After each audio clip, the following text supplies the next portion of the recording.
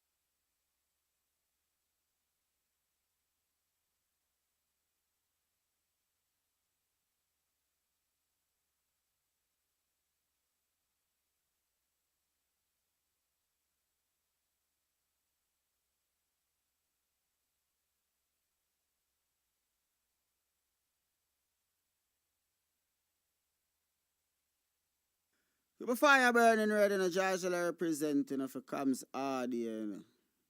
Big up Kidaki, Buxton massive. Hey Babylon boy, you go on like Kams son. Red.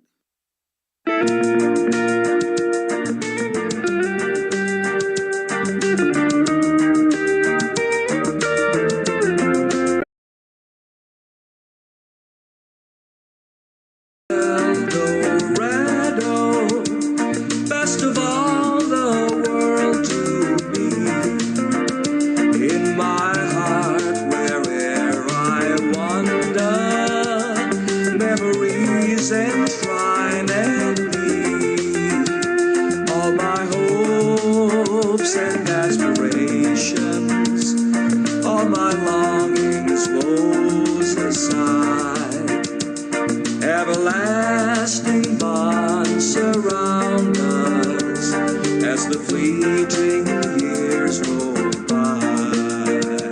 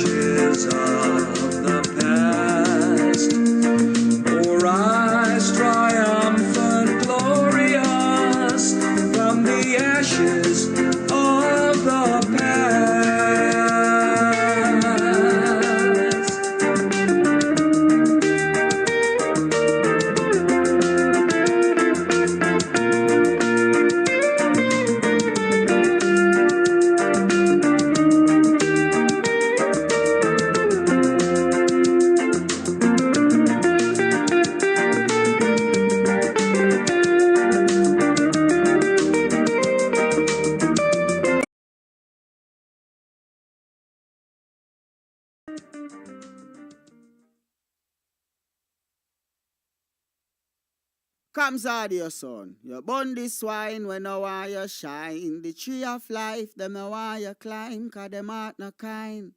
Kams, I say them heart no kind. Buxton Massive, Kidaki, read that. Never joke, never joke, never joke. Oh, money never, money never, money never, money never, money never, money. Now know what you can even money. Money never, money never, money never, money never, money never, money. You can keep, you can even money. When you've been knocked for a bum, and I've been tell me money. Now money never, money, money. Now know what you can even money.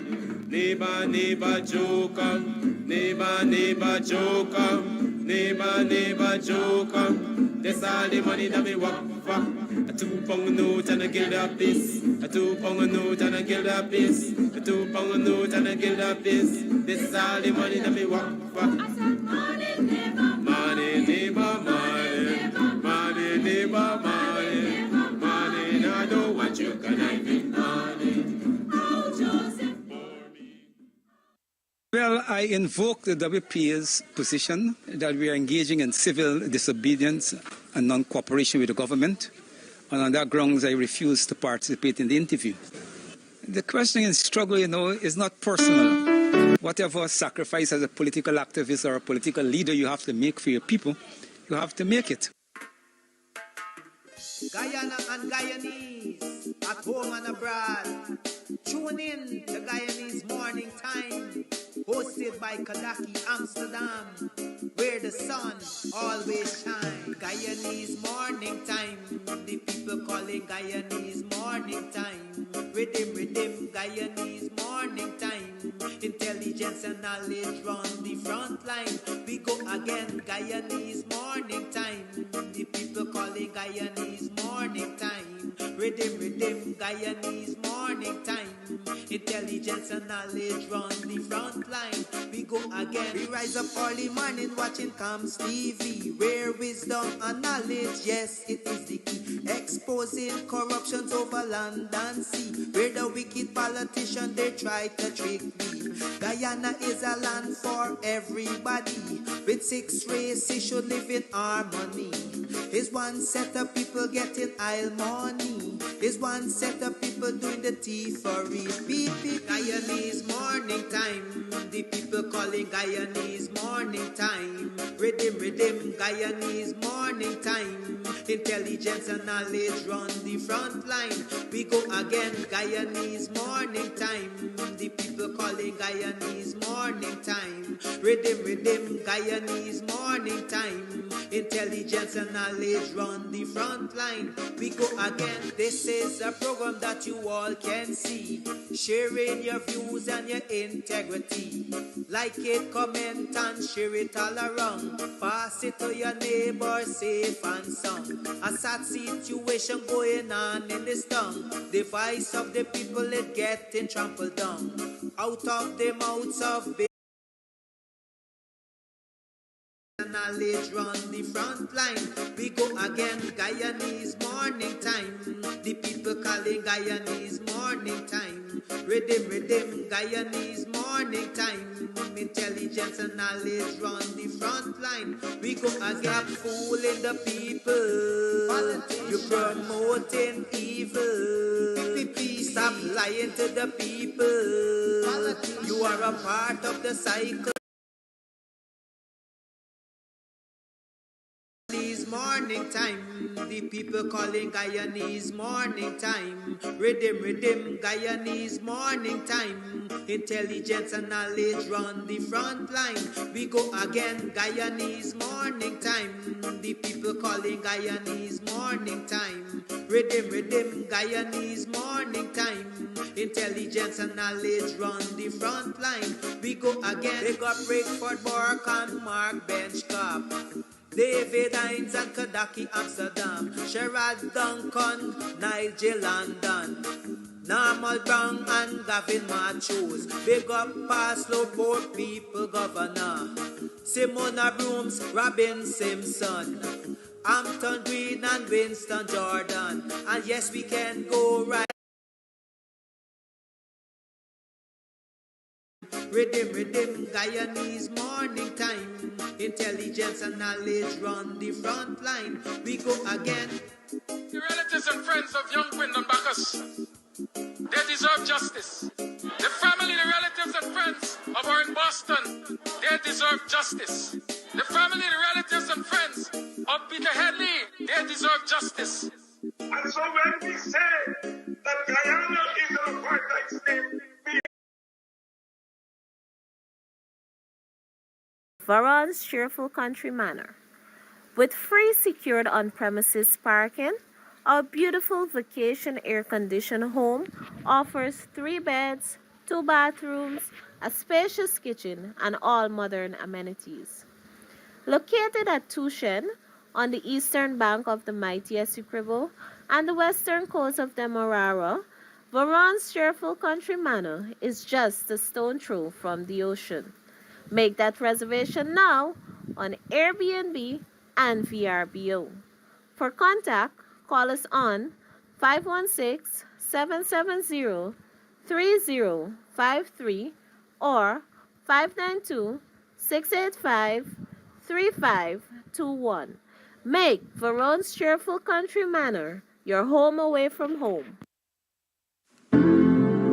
Looking for a unique gift idea for the holidays? Then come down to Makeda's at 146 Albert Street. We have gift ideas for everyone, from festive African fabric, accessories, African-inspired outfits, unique African-inspired toys, books, African house decor, and so much more. Make this holiday special with a gift from Makeda's, where you can celebrate the African way.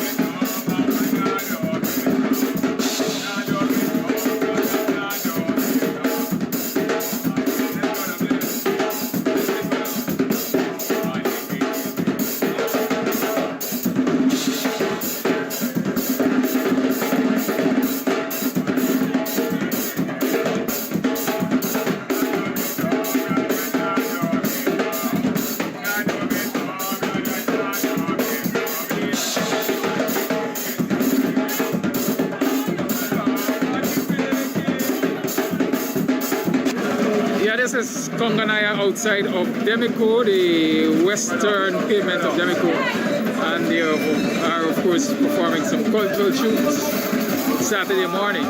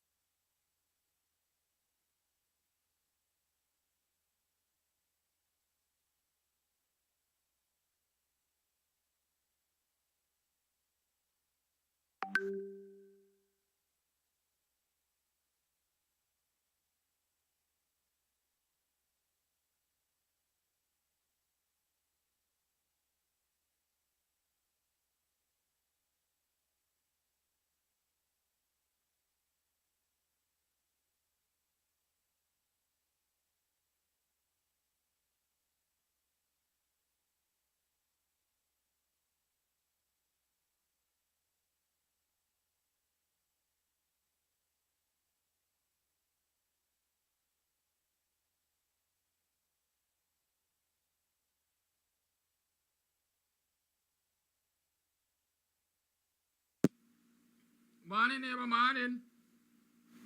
Morning, neighbor, morning.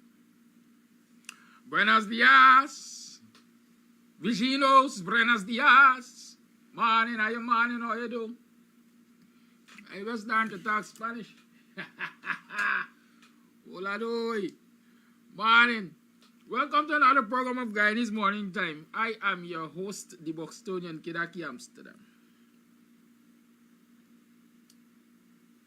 It is now 24 minutes to the 8 o'clock hour. Yeah. 24 minutes to the 8 o'clock hour on the 6th day of December in the year 2023. You have a few weeks, what, 2 weeks or so? 18, 19 days to be exact, before you get to that. The culmination of that grand commercial time, Christmas.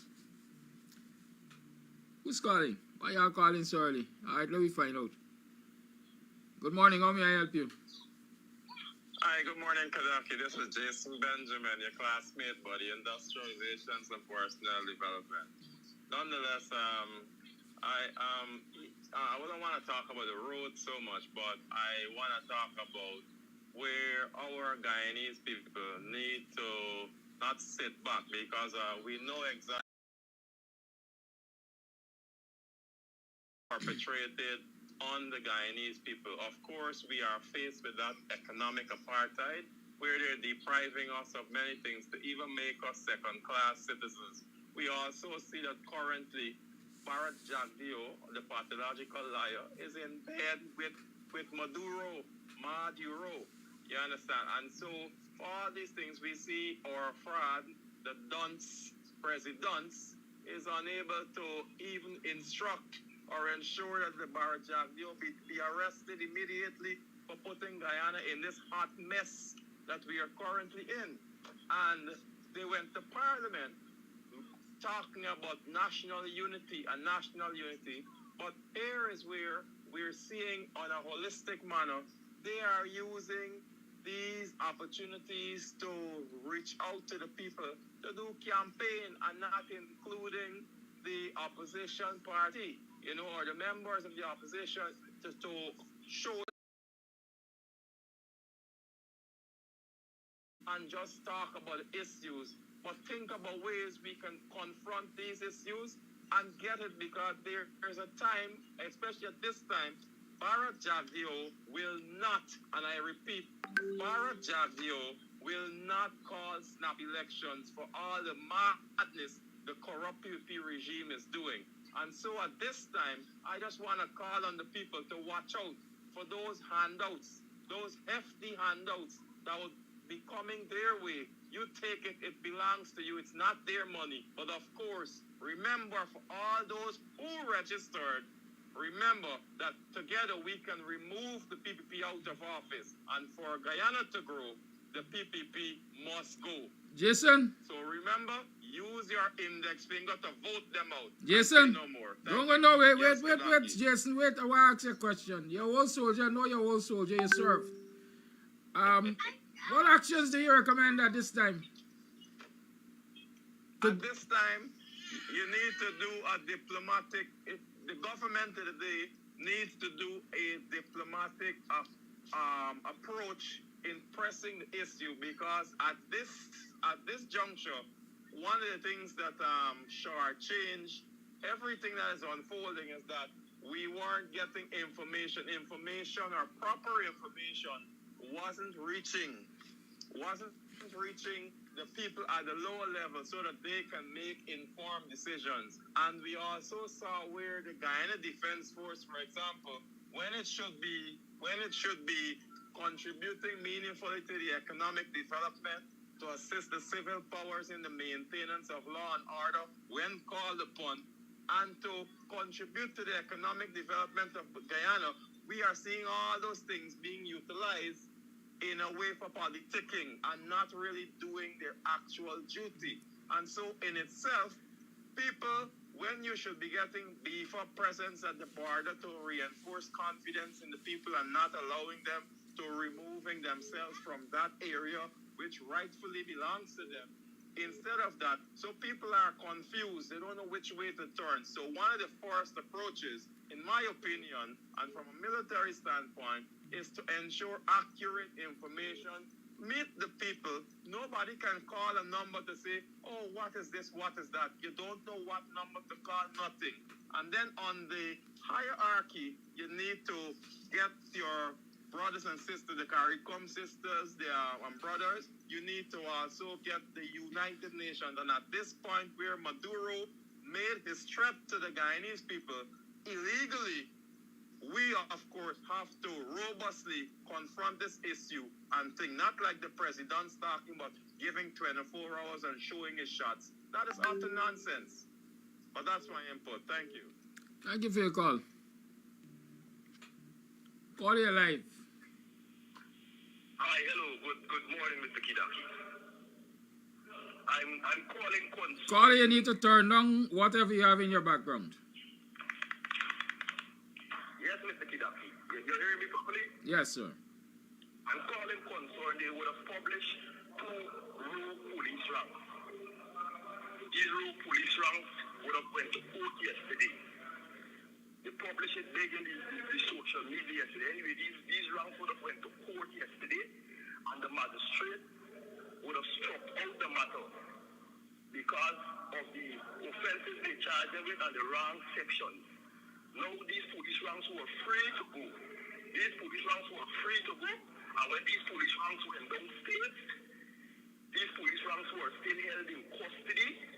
These police ranks were still held in custody.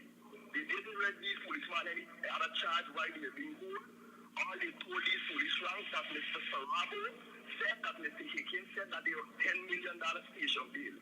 These ranks are presently in that custody, naked skin. They're not giving these police ranks access to nobody. They're not telling these police ranks what they're being held for again, Mr. Kidaki. And they're not publishing anything that these men went to court and these men win the matter. These men, they're trying to cowboy these policemen because of the Chinese national having linkage and paying Mr. Hickins to let these men be remanded. Mr. Hickins would have called the prosecutor and said, let's guarantee that let these men get remanded to jail. These men, the magistrate struck out the matter, Mr. Kidaki. What are they doing? I'd like you to look into this matter for them, man. Caller. Yes, sir. You know why I'm smiling? Yes, sir. Where were you when civilians... Wait now, man. Where were you when civilians were being treated this way by police? I understand what you're saying, Mr. Kidaki. I clearly understand. Criminals, and much less people who were sworn to protect the society from criminals engaging in criminal activities. I'm not pronouncing anybody's guilt here, right? Okay. I'm not pronouncing anybody's guilt. But the Jamaican said, he close to so. And I usually say there's more in the martyr than the pestle. There are things I can tell you. But for God's sake, let me shut my mouth. I got a good idea, you know, where I stand on this issue. Have a good day. Okay. Okay. Good.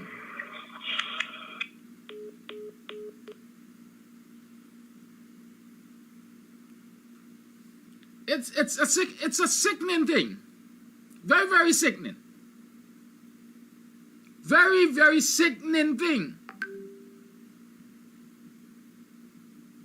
I mean, this caller is raising an issue of law and order. Call all the line. People's rights are being violated because if the court has set you free, then free you are. The police has failed to make their case. The you give a man a bad charge, the court throws it out. Right? I'm not sure you can rearrest that man and give him another charge. It's something called double jeopardy. You try a thing and then it works, so you adjust the thing and try another thing. What the family is supposed to do is go to court and habeas corpus. Get a lawyer and make them file a motion in the High Court so that Hickins and all the other dunces over the Guyana police force can produce these officers, these ranks of the Guyana Police Force. Right? That's the most I want to say on this issue. I ain't want to say too much. Y'all ain't gonna like me for say. But you know, somebody has changed the tone of my program. I didn't plan to talk about all these things y'all talking about, you know. But let's go. Call it live, good morning. Y'all run the shows. It's a people's station. My hands are off this morning. Good morning to you. A kids went to school and still learning that Guyana is 83,000 square miles. And my son called them and tell him, no, it's 83,000 square miles. And my son is only 8 years old, but Uncle Flash learned him that it's part of his nationality. I want to complete yesterday with bread and butter, if you allow me. Because this word bread and butter get us in poverty today.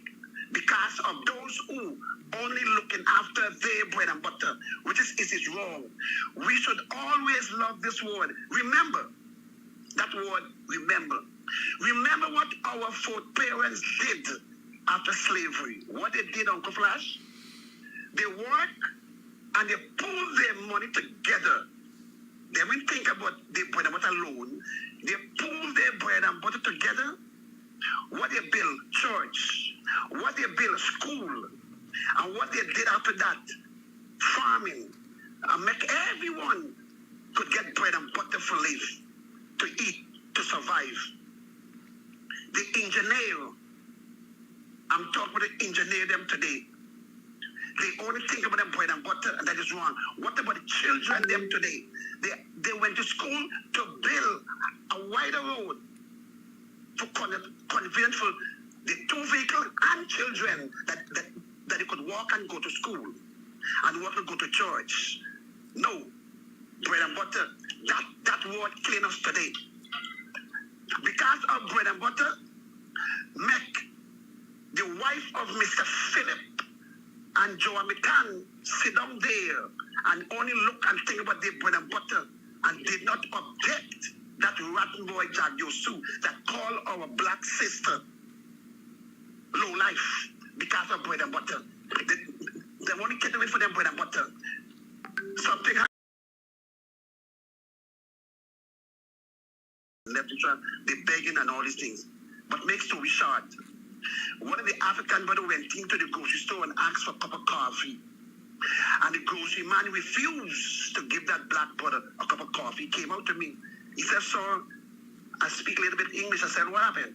He said he's hungry and he need a cup of coffee to drink, but he don't have no money. I said, go back in and make a coffee. I went in and paid for that young man coffee. Uncle Flash could have keep his bread and butter in packet. But the problem is that if that young man be walk off and drop and died, it's something. Only one left. Thank you, Lord. Go for cash that bread. And sister was taking care of the grocery. I said, can I go? I only have one item. She said, yes, but she already cashing me. I said, okay, I will wait. Waiting, and when she finished, the cashier was picking up my bread for cash. I said, no, this one belongs to me. She said, no, let it go. I will pay for it. I said, thank you, Lord. And I shared that testimony with all. Now, if Uncle Flash be keeping bread and he bread and butter in the packet, and that black brother died, we got to stop thinking about our bread and butter alone and think about others too. Think about God said, love your enemy, love your neighbors. Because one day he will have to use your neighbors and enemy to assist you, assist your children. And this is what killing black people in Guyana. We only focus on our bread and butter alone. We got to stop that nonsense. I give up a permanent job. I look for bread and butter. I look for upkeep my dignity and my personality and live with love, unity, and support. I could have taken what my boss said. All of my boss didn't pay me for boss. But no. We got to stop that nonsense, my brothers and sisters. That is part of making us keep in poverty also, and the good man mashing me up. Thank you very much for your time. Thank you for your call.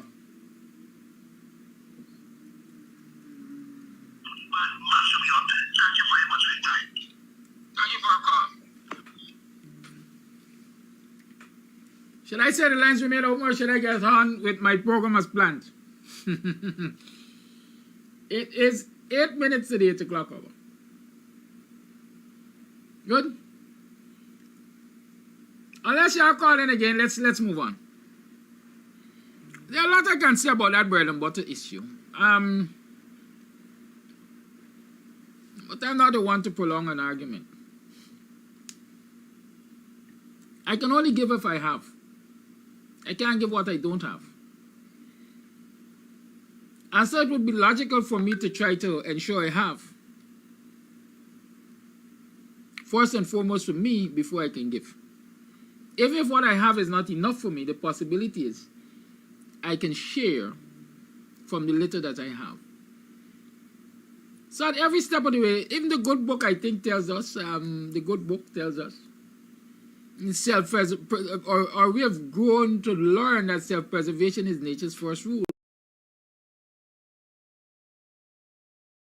I don't take care of myself, I can't save you. Good? So I have to take care of myself. And I also have to keep in mind that I have a responsibility, a duty perhaps, to try to save you.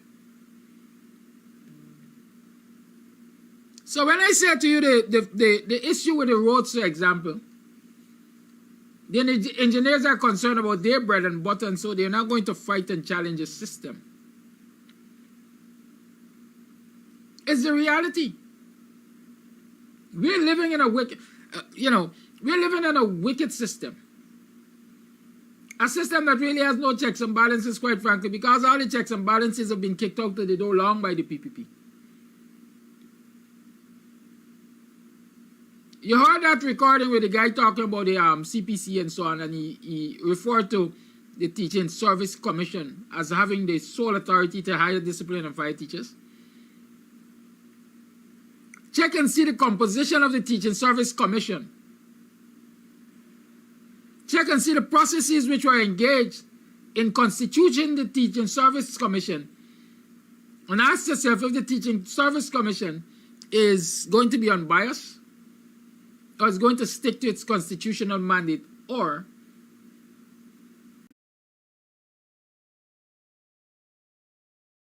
control of all of these commissions through its actors. And so if the PPP want you gone from the teaching service, you are going to be gone. Because your minions in the Teaching Service Commission will deliver to them, your head. What was the story with Christ and who? Was it Pontius Pilate?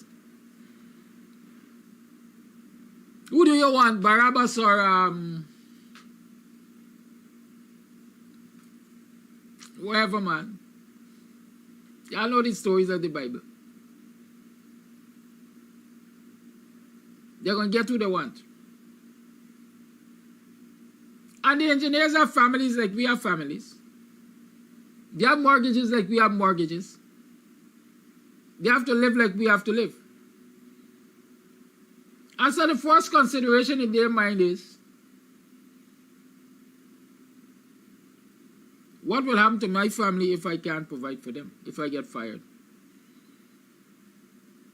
And when the government fires you in this society, for the most part, you stay out of work unless you can get out. Because remember, the economy is controlled by their friends and cronies.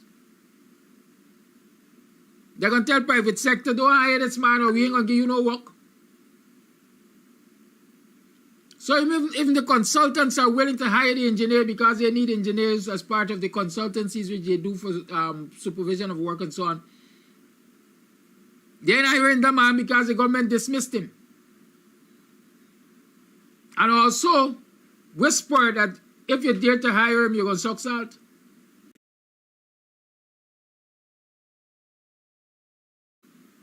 To muddy their water. They're nice corrupt thing they got going with the government. No. So let us stop being, as I would say, emotional and deal with reality. I can tell the government go to hell.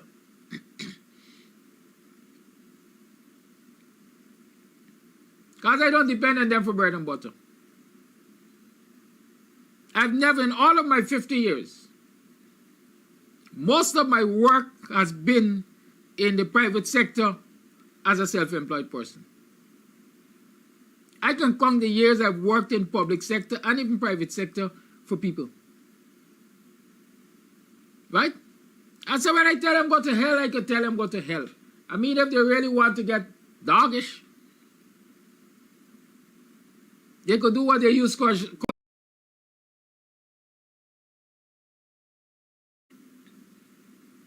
When I asked Jason Benjamin just now what should be done, I wasn't asking him about the response to Venezuela, really and truly. I was asking him about what the people should do to this wicked government.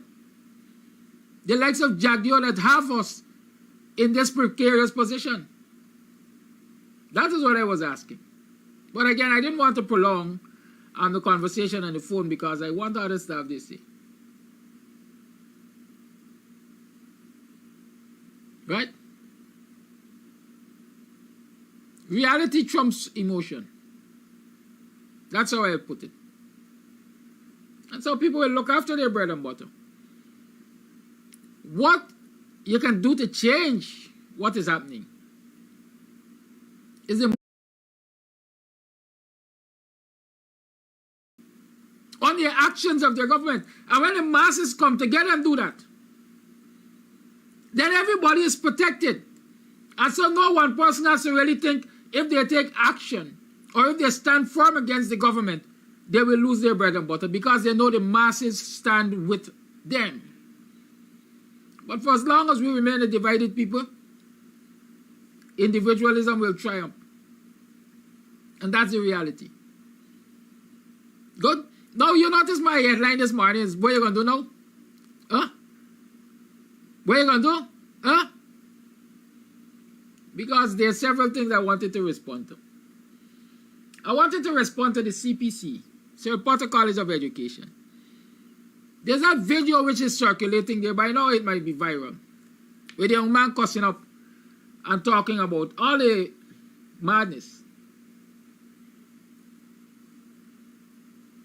All the madness that went on at CPC. And I'm maintaining that the madness went on at CPC. One of the things that you all missed perhaps in that video also is the highlighting of the unprofessional conduct of people in public office in this country. Did you hear the young man said several times that Saddam Hussein, the chief education officer, has been calling his daughter late at nights?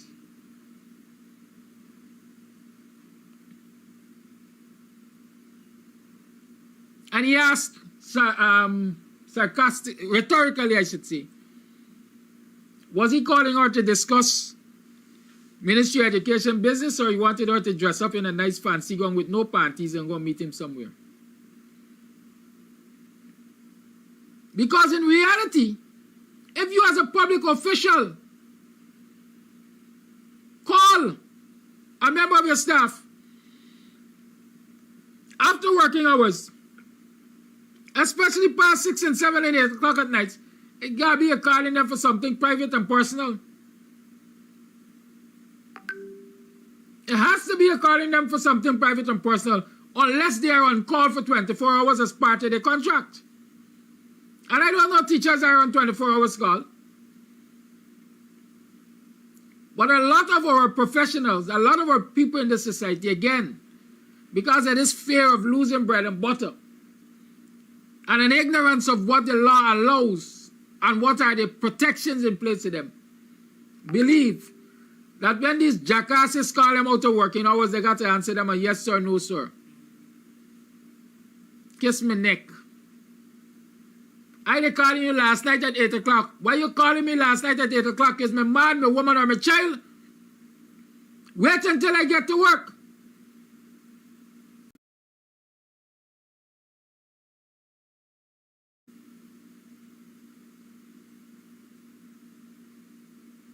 Good?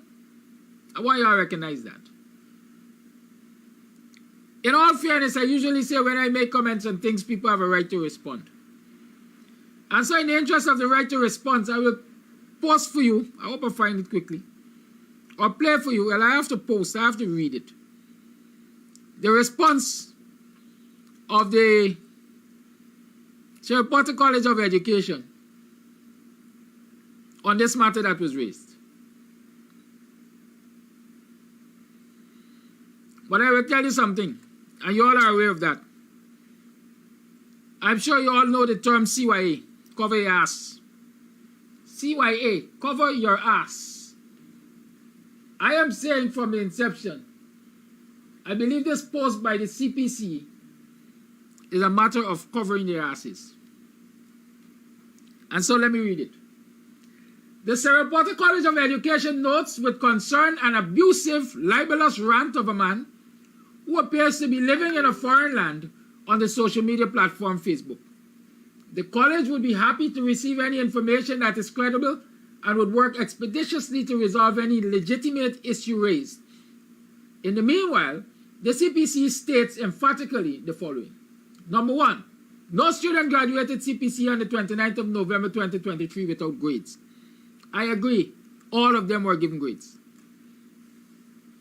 Every student who graduated the 29th of November 2023 from CPC was given a grade. Many of them were given grades they did not deserve. Right? Listen to the young man's post, and I am sure he said falsified grades. They were given grades. They were given B's and B pluses. And they were not all deserving of B's and B pluses. Keep that in mind. So CPC, don't let me, what I call it? All right, let me just call it a red herring. Don't show no red herring in this argument. Nobody could graduate without grades. They were graduated with falsified grades. 2, a physical inspection can be done of the grades for every single trainee who graduated. Please feel free to contact the principal of CPC to do so.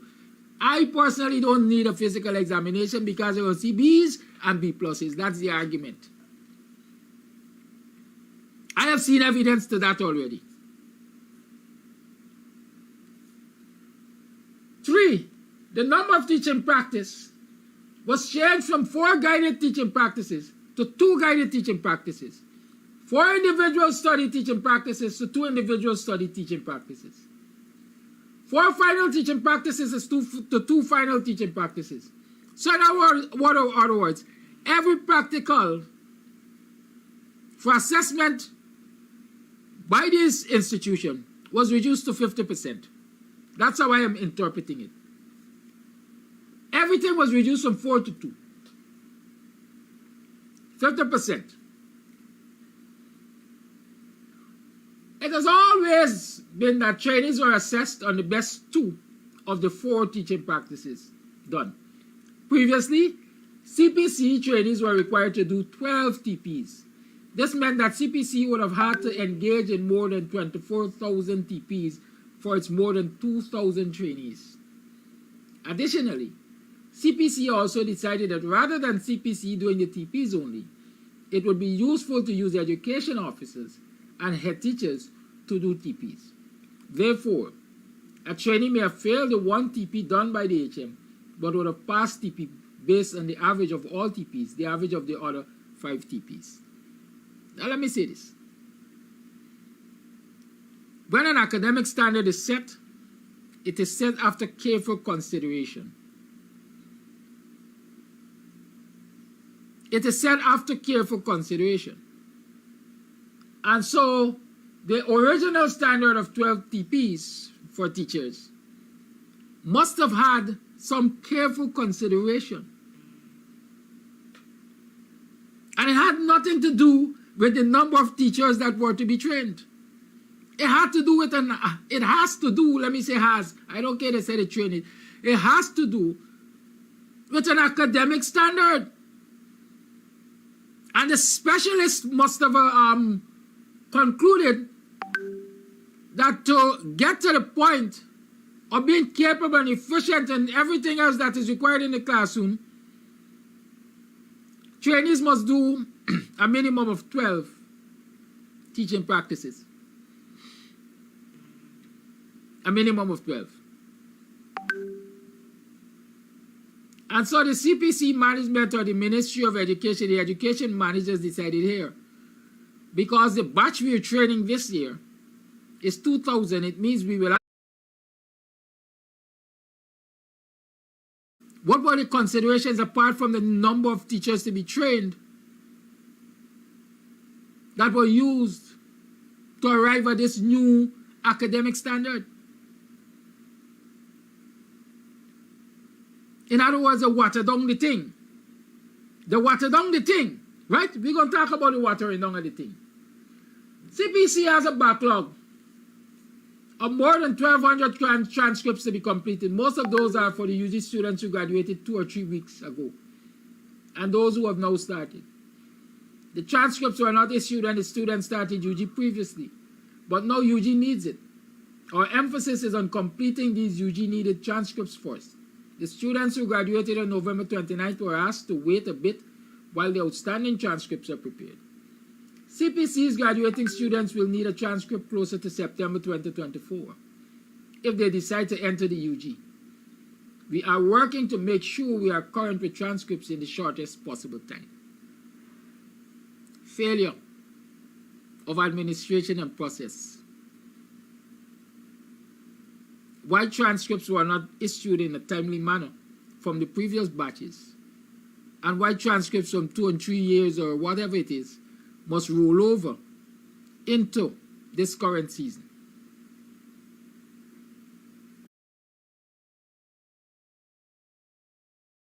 To work from the current to the past. But no, these smart educators are telling us that they're trying to complete the past and then come to current. Most of the people would have been trained in the past for which these transcripts have not been prepared. By now, I would assume are closer to retirement, have already achieved higher education from University of Guyana, and the likes.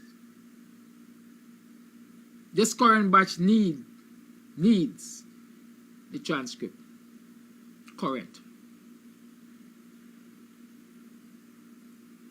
We also wish to point out that the claim that the ranting man made, that everyone graduated with B grades even if they failed, is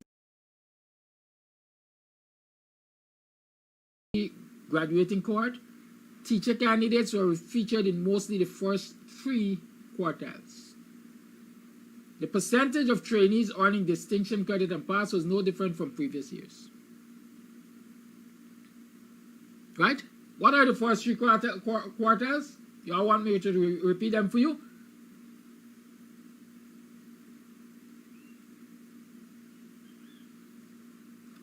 I see distinction. I'm trying to find it exactly. Distinction, credit, pass, and fail. Distinction, credit, pass, and fail. Distinction usually is what? A. Credit is B. And pass is low B or C, something to that extent. From my own old-time understanding.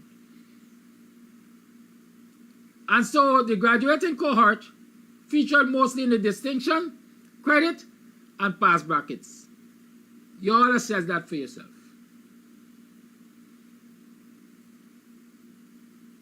Further, CPC wishes to express its utter disappointment and condemnation of its trainees being called dunces by a man who seems uneducated about the norms of the college.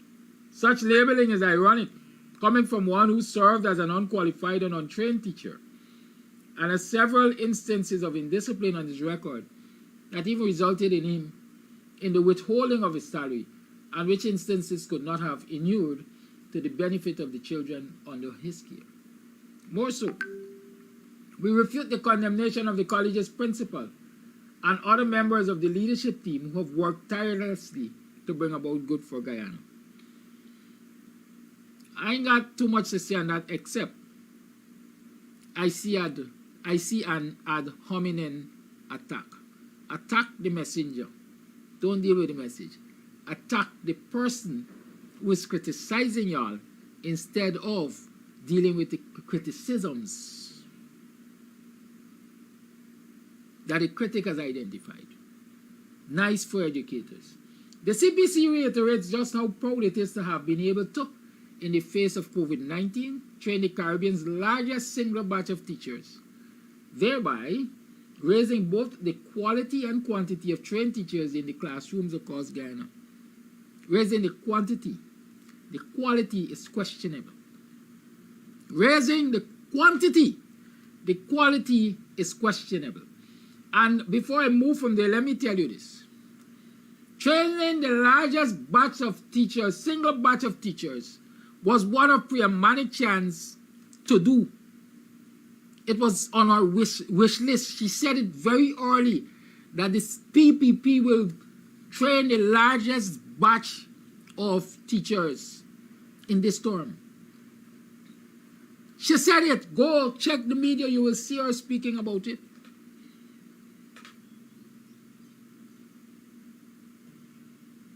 And to ensure that desire, they over-enroll students. They enroll more students than the capacity of the of the facility. And so a lot of these students, teachers, couldn't do face-to-face classes. They were doing classes virtually. And then they established a hybrid system. Where different groups will go in at different times or different days for face-to-face instructions. And that was a mess. The Moodle platform, and I discussed it on this program, the Moodle platform at one time collapsed. Students couldn't get in to get assignments. They couldn't get in to attend class. They couldn't get to submit assignments and all of that. Y'all go and check back for previous programs. Because I discussed that. And at the time when I discussed that, Priya Manichan held a meeting with the students and staff of CPC Turkey. Their training wasn't completed. Exams weren't completed. But you know what Priya said in the meeting and she told them? Do not be afraid. All of you will graduate. She gave them an assurance. Do not be afraid. All of you will graduate.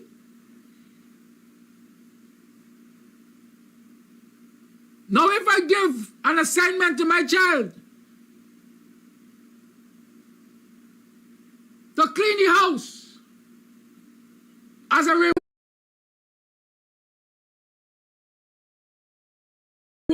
they're going to go to the movies. That is what Priya did at CPC.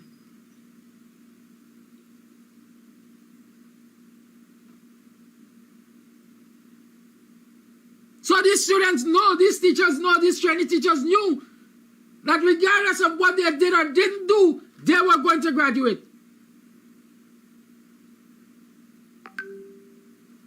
I will tell you what the exceptions are. Those students, those training teachers who did not graduate were mostly because they did not make attendance. They did not graduate mostly because they did not make attendance. Again, the young man addressed the same thing about No Child Left Behind. The No Child Left Behind system say make a certain percentage of attendance and you're going to graduate regardless. They failed to make attendance, and so they couldn't graduate.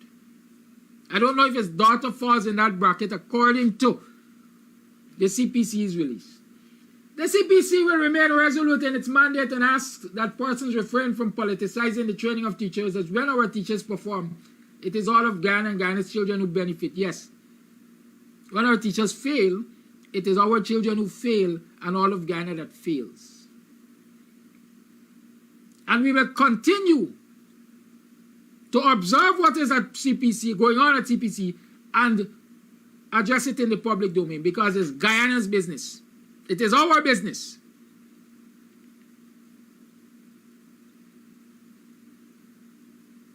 I'll tell you what I know just now. We wish to remind this nation that we have been training Guyana's teachers for the last 95 years. Yeah, the institution has been training Guyanese teachers for the last 95 years.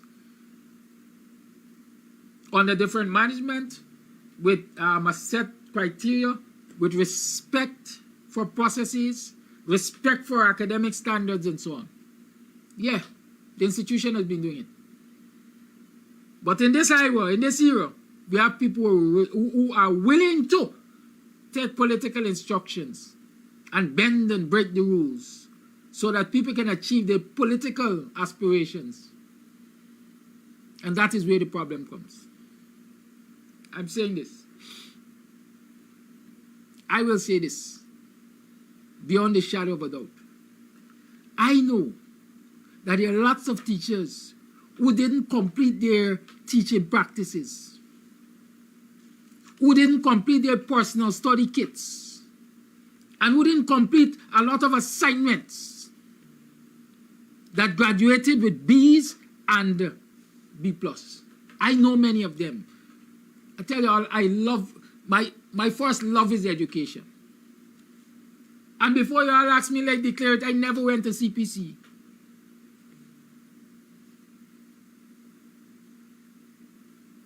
I was only trained through a program funded by the Canadians. I think it was the University of Ottawa or wherever, in remedial education.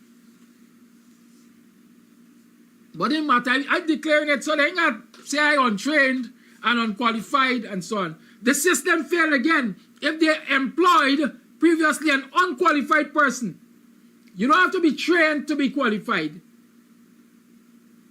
Right? And that is why they have temporary qualified masters and mistresses, TQMs.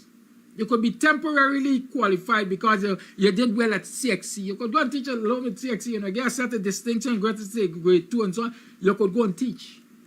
But you are considered TQM. And a lot of people, most people went into the system, quite frankly, as temporary qualified masters and mistresses. And then you get trained, right? And you become a trained teacher. And then you go to university and you become a graduate trained teacher. Graduate trained master, mistresses, and so on and so forth. I ain't discussing that now. I'm just sharing something with you. Right? So, we have a situation, we have a set of people now in charge of education who are willing to break and bend the rules. Like appointing Saddam Hussein when he was not qualified for the job. He has not met the academic standards to be chief education officer.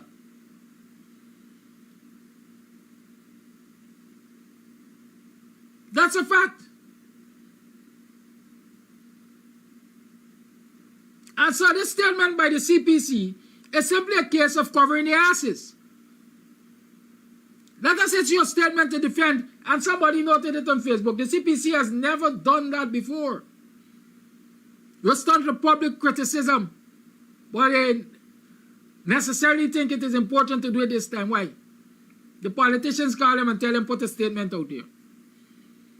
And they put the statement out there, and then they instruct all their lecturers. I'm telling you beyond the shadow of a doubt, they instructed all of their lecturers to contact all of their students and tell them to go on Facebook and share the statement. And they say, don't politicize it. They are playing politics with people's education and our children's education. That is what they are doing, and they're telling you don't politicize it, but they're taking political instructions from Priya and them, put a statement out there. And then they are sending instructions to their lecturers unprofessionally, so into the night, late into the night. We have posted a statement, contact the students and let them repost it. And I dare them to challenge me, I will put the information out there.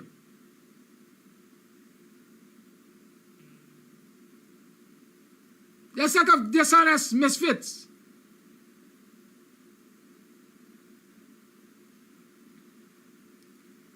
Every student got a grade. Many of the grades were falsified. Because when the Google platform crashed, the grades went with them. Many lecturers claimed they submitted grades to the head of centers, And there's a center school that account for those grades.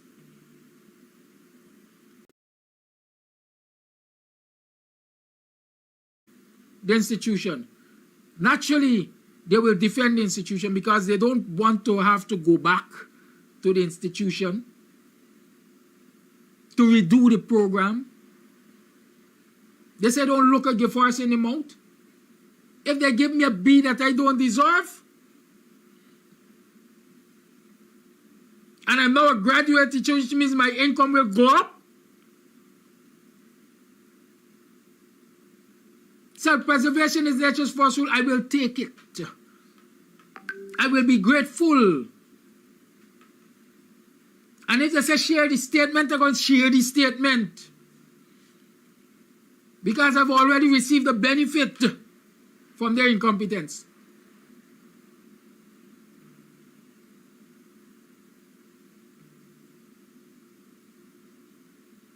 I don't want to impugn the nation's educators.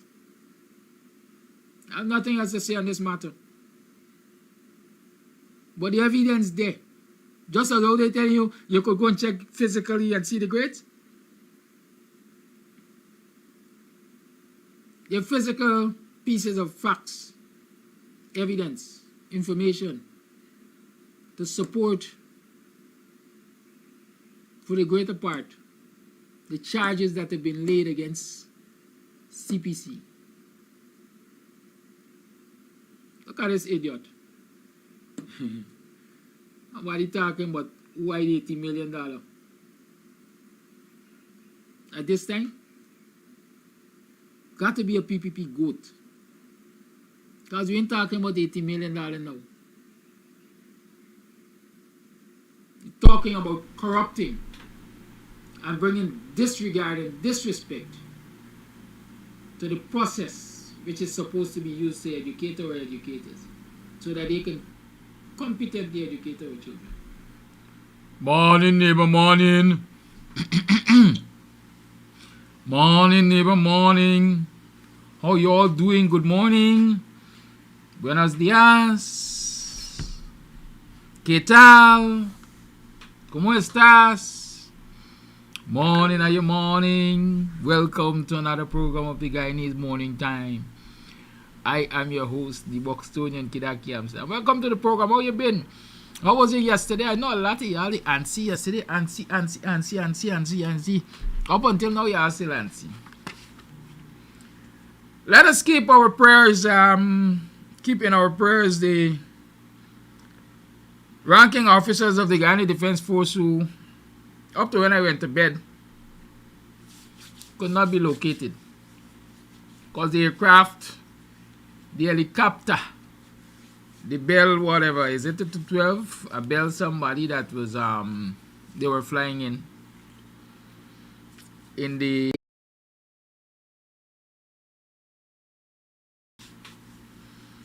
You know, yesterday I said I wanted to talk about the Maduro situation, Essequibo situation and so on. But we did not have enough time for that. And I was going to perhaps shift my program focus today from strictly business. So, what you gonna do? Part 2 to deal with the Guyana-Venezuela issue. Because all of us woke up to or knew before we even went to bed previous evening that Maduro had issued orders to annex Essequibo, and Essequibo, according to Maduro, is now a part of Venezuela. He has established what I think they refer to as a temporary government for Essequibo. He has appointed one of his army generals, the sole authority on Essequibo. He has instructed state agencies to issue licenses and so on for business and exploration and so on in Essequibo. He has instructed the PDVSA, that's a national oil company, to license for petroleum exploration in the area and stuff like that. Right? All of that you are aware of. I would hope you are aware of. And so the question is, what do you do? Or what the government of Ghana's response would have been to this aggravation, as many of us would call it. We know in response to those announcements, the fat guy, Ali, has issued a statement condemning the actions of Maduro as I would put it in a nutshell, irresponsible, and labeling Maduro a rogue for going against the ruling of the World Court and so on and so forth. He also undertook that the matter was going to be referred to the UN, I think, as of yesterday. And so there has been actions on both sides. But you know, when the bully is in the house, regardless of who you complain to, the bully will have his way. Unless you all decide to come together and beat up the bully.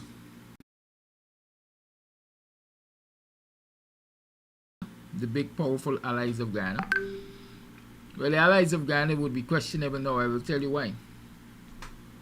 But I think it would take the UN and Guyana's allies around the world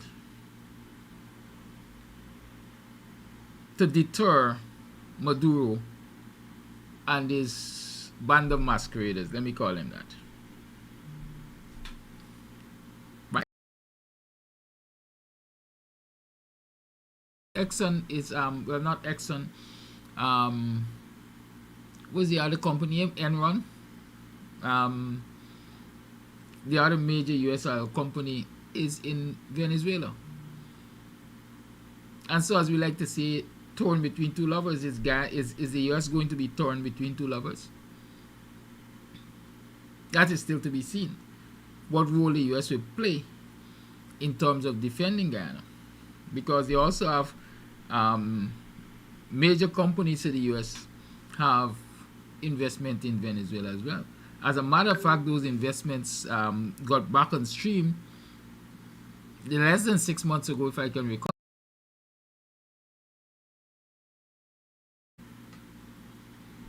Those are some things to Chevron, yes, Chevron. Those are some things to consider in this discourse. I want you also to consider in this discourse the old saying that when you try to write to us at the same time, you will only fall in your own. Have you ever heard the old people say? You try to write to us at the same time, you're going to fall in your own backside or on your own ass. And I think that is what has happened in this instance. And that is why I'm asking the question, who are the allies of Guyana? Who will come to Guyana's defense? Or Guyana's aid in this situation? Because the most powerful ally, one would believe, that Guyana has or had would be the United States of America. It has always been argued that Guyana doesn't, the US doesn't want another communist country in this hemisphere. It is too dangerous for their own safety. Right? But those are things that I'm dropping with you so you can consider them. But I want to take you back to the Fobbs-Burnham years. The Cold War years when Fobbs-Burnham was president of this country. The historians argue that Fobbs-Burnham found himself in some hot water because of the fact that he believed that he could ride two asses at the same time. He was in bed with the communists and he was in bed with the US capitalists.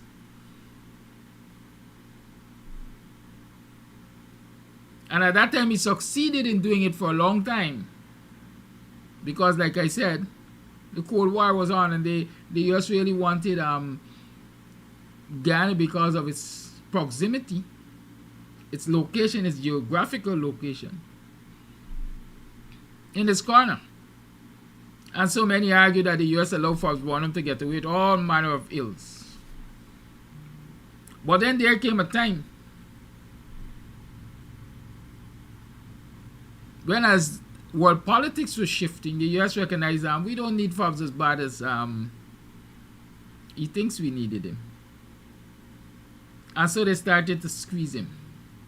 That is how we ended up with the so-called ban on this and that and the other, because they started to pressure him. Our way or the highway. And if you're not coming our way, we are not going to support you. You ain't getting this PL480 program flower unless you pay for it cash. Even when places like India offer to pay for it, they say we ain't want you money. Forbes must pay for his flower. And so they started squeezing him. Right? Those decisions affected the life and livelihood and comfort, quality of life of Guyanese, like it or not. You know, Guyanese can tell you how Forbes Bonham banned flour and split peas and so on because you want to punish them. That wasn't true. They became control items if they were ever became control items, because Forbes couldn't find the money to pay for them. And the US will not give them to him unless he was paying for them, because they saw him as a rogue. He was misbehaving. He dared to bite the hands that fed him. And fast forward now to 2023 and look at somebody picture there for me, man. And China. But basically, fast forward to this 2023 when Guyana, the PPP government, decided that they were going to embrace China with its roads and bridges and so on initiative, with the funding, infrastructure and other development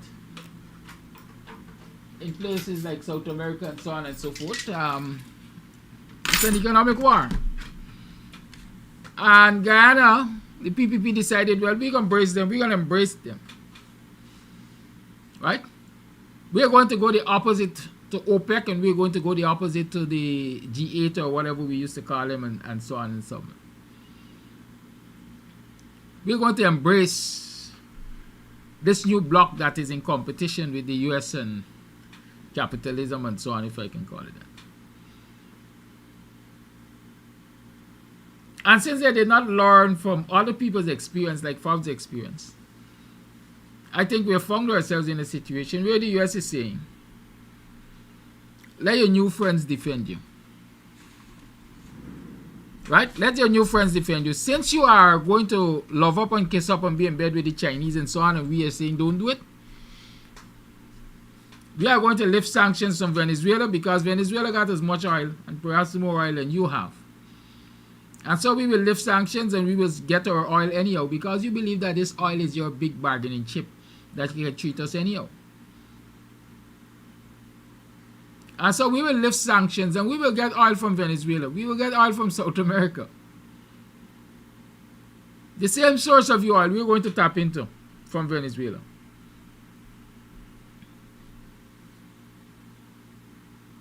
Right? And while we're getting our oil from Venezuela, we will leave you to deal with Venezuelan aggression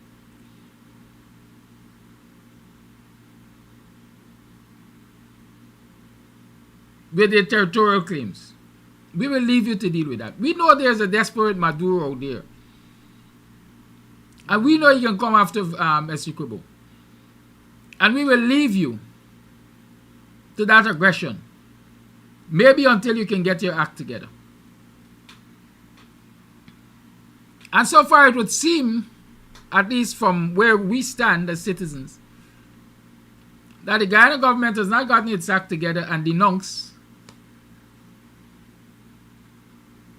their love relationship with China.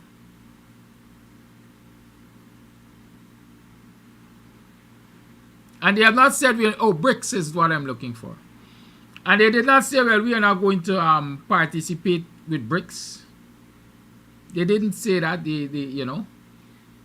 And so right now the question is, will the U.S. come to the defense of Guyana in this instance, given the fact that there is this rift between the current administration and the U.S. on the way they're embracing China and BRICS?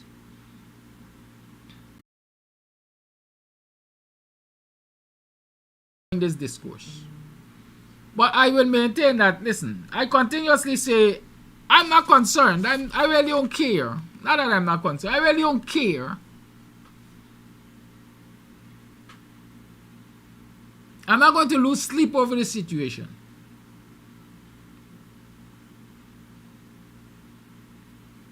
Because at the end of the day, we are in this situation because of the government of the day.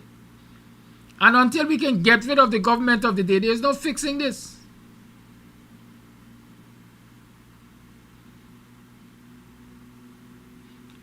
Well, Ridley Hines is asking, what about the British? Where does the British stand? Is the British with BRICS, or the British is with the G8 and so on and so forth? Right? This is no longer a Britain problem. This is no longer a British problem. Guyana is an independent nation. Guyana, quite frankly, if you want to say, cut ties with the Brits since independence and republicanism.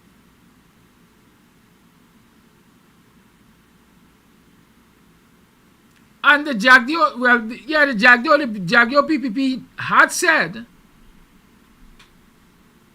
to the Brits, mind your own business. They did say it.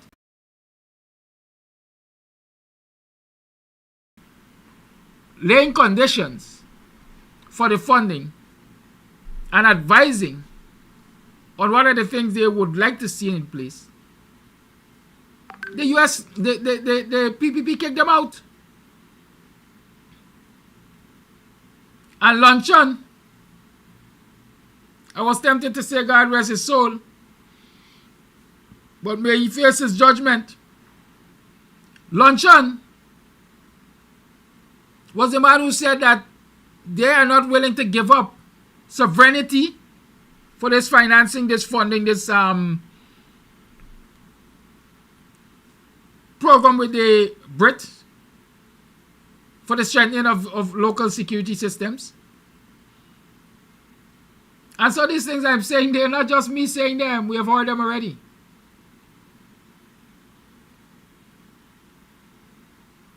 Right? We have heard them already. I'm just bringing the facts to you.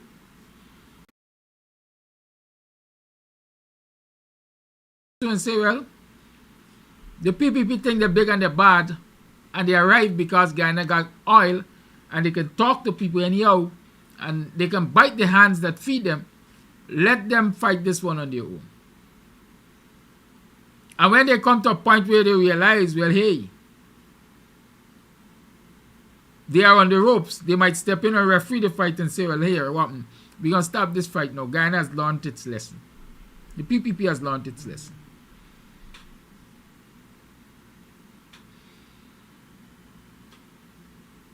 Those are my opinions, and I'm entitled to them. Right? So, I maintain, I am not, I ain't going to lose sleep.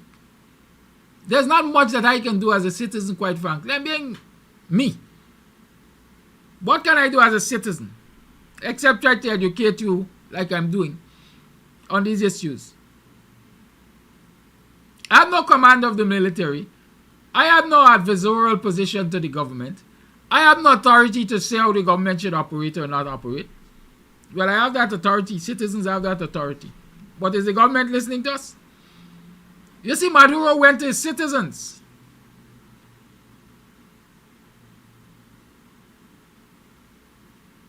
Whether the referendum was seen in the eyes of the world as nonsense or not, Maduro went to his citizens. He asked them, what y'all think we should do? Even if it's 20 or 25% of the voters, as it is argued around the world, who participated in the referendum, the citizens gave Maduro the go-ahead according to the results of the referendum. Take Essecubo. But this PPP government doesn't come to the citizens.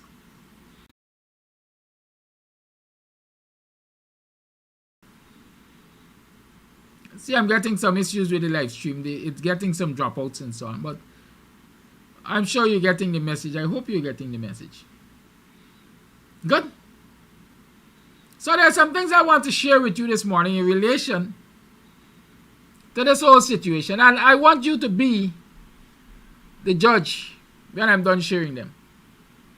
I don't know if I will make a conclusion when I'm finished sharing them. But before I go there, let me say this to you. I said it from the start of the program. Let us keep in our prayers the senior military officers who are now unaccounted for. Right? Because the aircraft, the helicopter in which they were traveling, somewhere in the Essequibo region, somewhere in region 8 area, I think, yeah, region 8.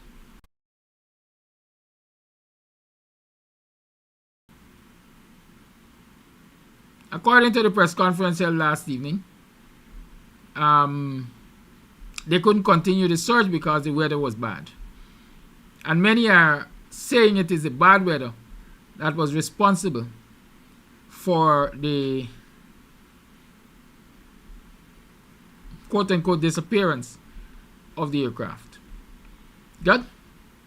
I'm not a security expert. I can't say yay or nay in relation to that. But I can ask the question. In a time of war, in a time of antagonism, in a time of uncertainties, neighborly discord, which serious administration, military or otherwise, will have so many of its senior military assets, let me call them that, I use them big word, will have so many of its senior military assets traveling in one chopper? I want y'all to tell me that. I want to know. Because, like I tell y'all,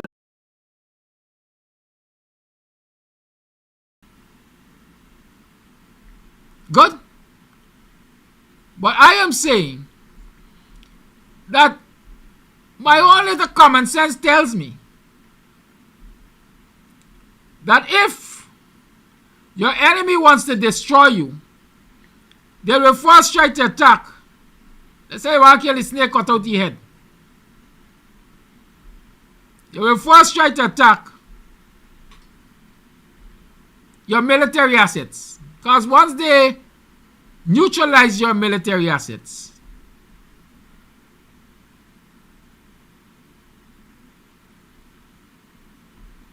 they get you where they want you. Right? And if you look at a list of officers that have disappeared in that flight, you would understand that the possibility is a large chunk of our military assets has just been disappeared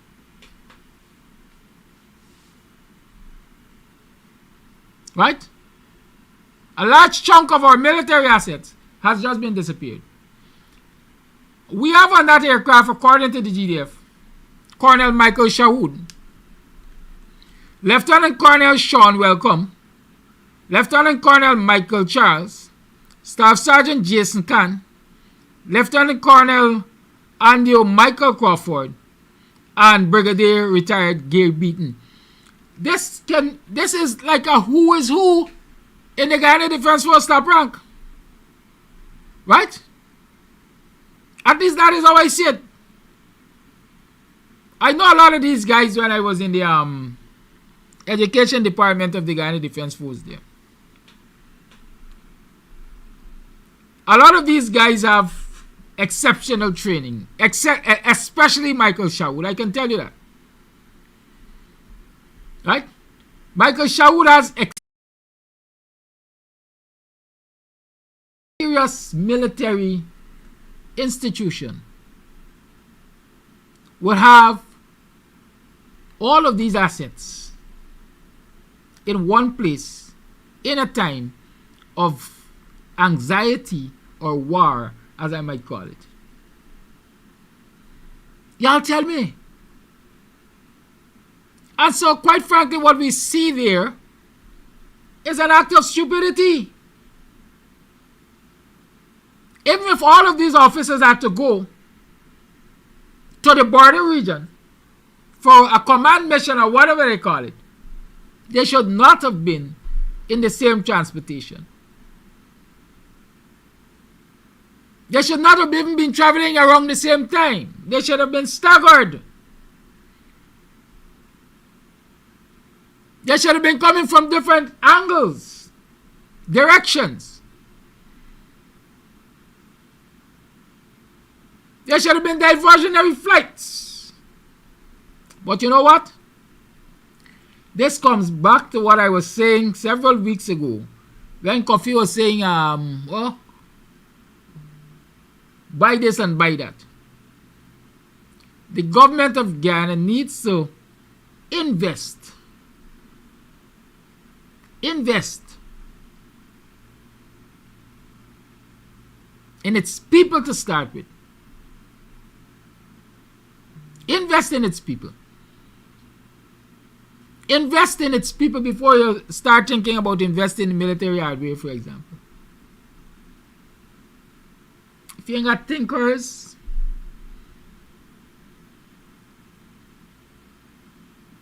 and you believe that $100,000 makes somebody happy, or you believe 2 helicopters, Bell you call them, to your military is sufficient military asset, then you're going to end up with situations like this.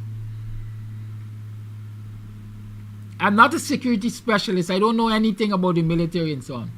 But I'm maintaining I got common sense, and I think I got a good sense of analysis. Let's take Mike Charles. Y'all know about Mike Charles. Mike Charles has been flying for the last 40 years. Lieutenant Colonel Michael Charles. Michael Charles has been flying for the last 40 years from my calculation.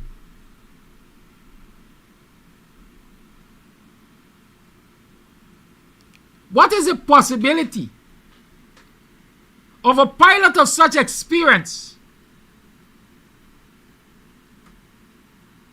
making a decision that will end up in the disappearance of his craft? Or let me rephrase this statement so it's clear as what I'm thinking. What is the possibility that a pilot of such experience will make a decision to fly in bad weather, in weather that is likely to cause his craft to be downed or endangered? What is the possibility that a pilot of such experience would make that decision? And when you answer that question for me, ask yourself, if it is really truly the possibility that this craft is disappeared or missing or has encountered difficulty because of bad weather. And ask yourself the possibility, is it possible that Venezuela has taken the first shot in its defense of the territory that they claim is their own, that the president just declared that it's their own, and they set up a government to control.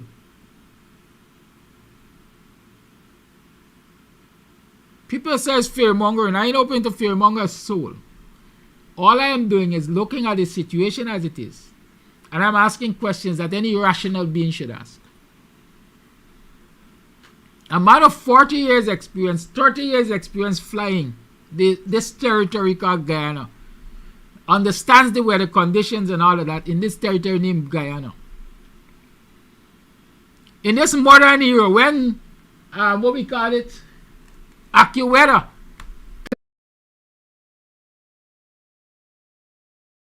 would fly a craft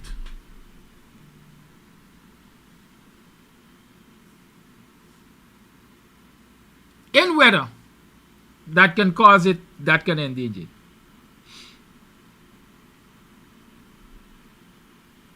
That's all I'm asking. I want y'all make somebody say, Althea Jones say, yeah, make it make sense. I want to understand that.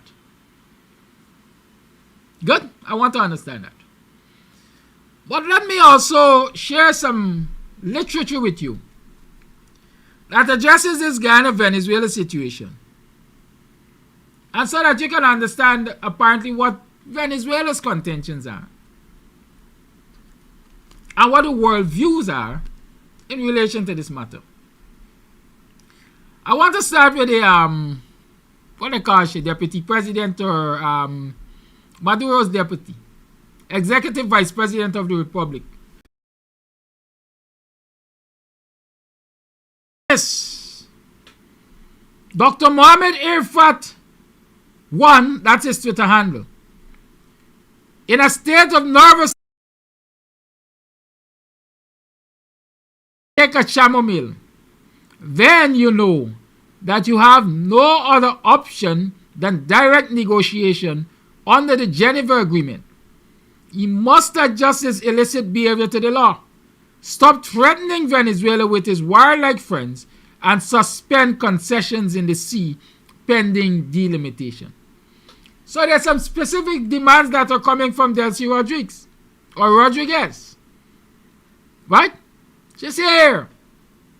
The only desperation you run into the world court and the international community and telling them let you rob Venezuela in peace. Take a chill pill. And when you finish chilling, you're going to realize that you have to negotiate with us directly under the Geneva Agreement. And you have to change your lawless behavior. Stop threatening us with your warlike friends. In other words, stop having a jackass like Jagdio make the statements he has been making. That if you think you can do anything, you're underestimating the response and so on and so forth. Right? Stop getting Jagdio, stop allowing Jagdio to taunt the Venezuelans and further aggravate the situation. Right? And suspend concessions in the sea, pending delimitation. Now, I want to really focus on this concession in the sea, pending delimitation. Remember Jagdio's utterances that said, we had considered, but there is evidence out there based on others, what others have found, that there was some sort of agreement between Jagdio and the Venezuelans to, according to Jagdio, give them a passage to the Atlantic. Some sort of consideration for joint exploitation of the Essequibo resources. Some sort of discussion, consideration, whatever. Because in his argument he is saying he saw no problem giving Venezuela this passage because the maritime boundaries have not yet been settled. Delcy Rodriguez is saying, since the maritime boundaries have not been settled, you have no right to give concessions to anybody for exploitation of the marine assets.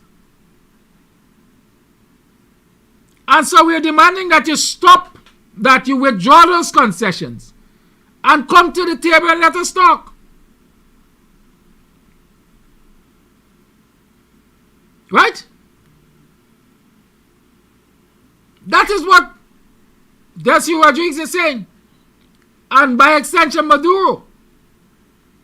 And if you're not willing to do that, then because we have more military might, we are going to take the bullish way. We are going to take control and administer the Essequibo region.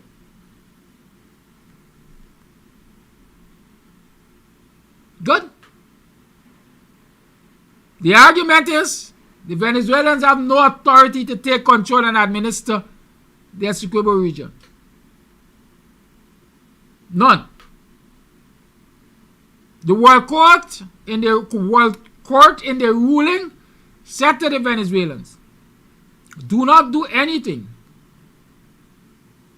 Do not do anything that will upset the status quo of Essequibo. My words.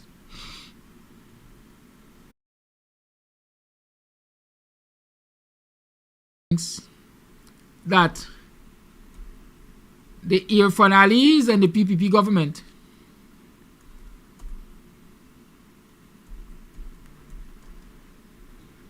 have not been forthcoming with. These are things that they have not shared with us as citizens. And I'm sharing this one with you. This is an opinion from a judge, Patrick Robinson. Listen to this.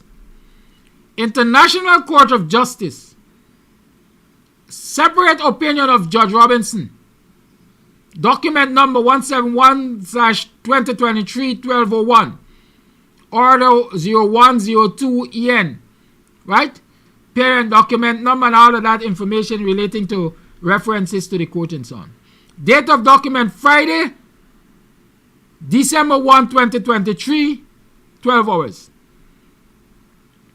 Here is a separate opinion. Mischaracterization of Guyana's extant sovereignty over the disputed territory as control and administration. Serious risk of Venezuela acquiring the territory as control and administration. In short, there's a difference between sovereignty over a territory or simply having control over it for administration. Let me explain that to you. Your parent, your last standing parent dies, your family property is there.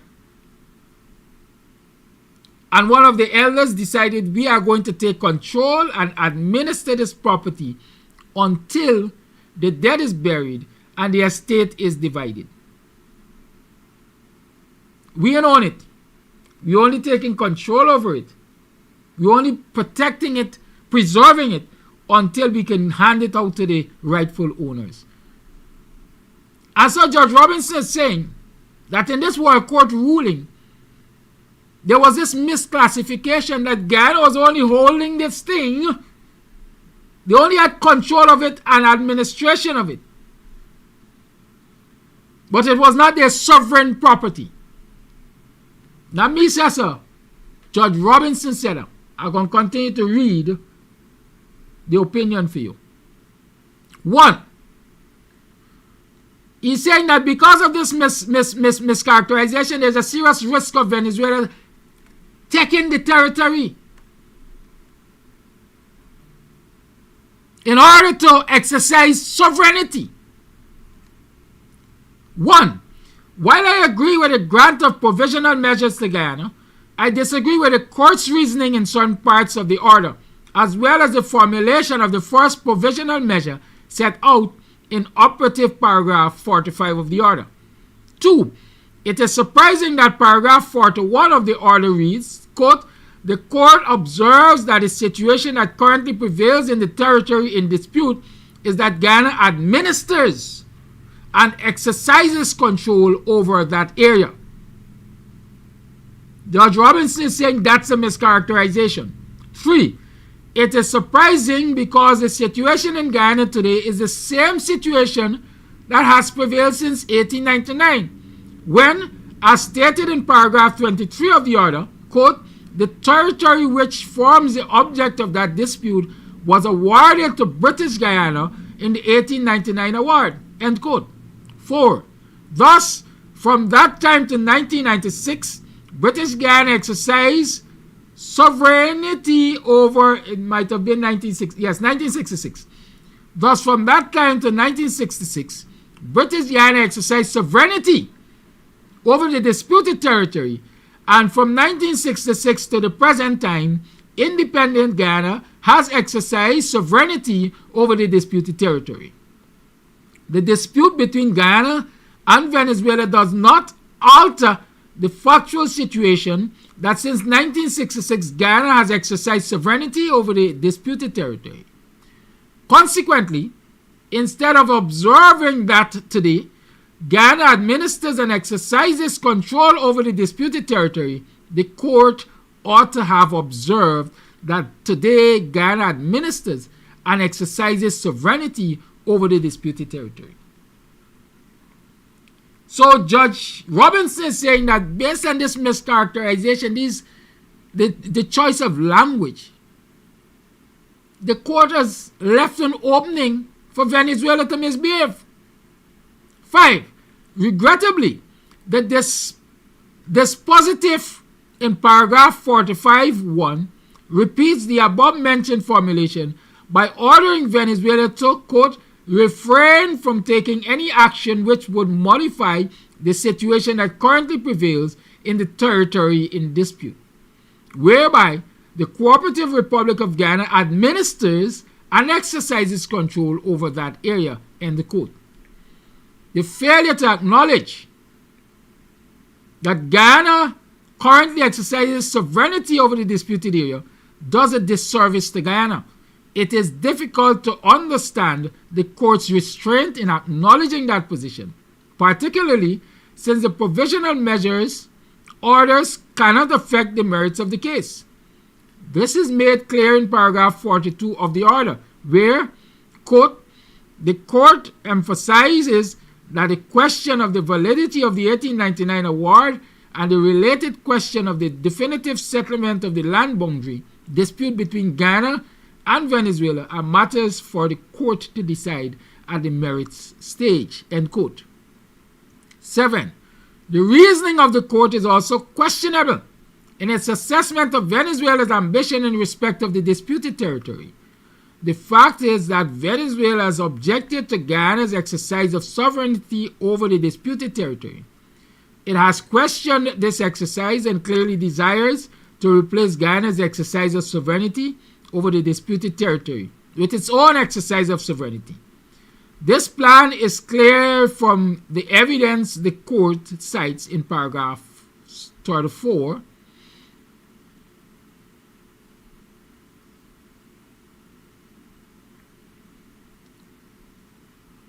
That's how. In paragraphs 34 to 36 of the order. 8. In paragraph 34, the court cites the following evidentiary features of the fifth question of the referendum. First, it notes that the fifth question has an explicit reference to the creation of the Guyana Essequibo state. There could hardly be any clearer indication of Venezuela's plan to exercise sovereignty over the disputed area.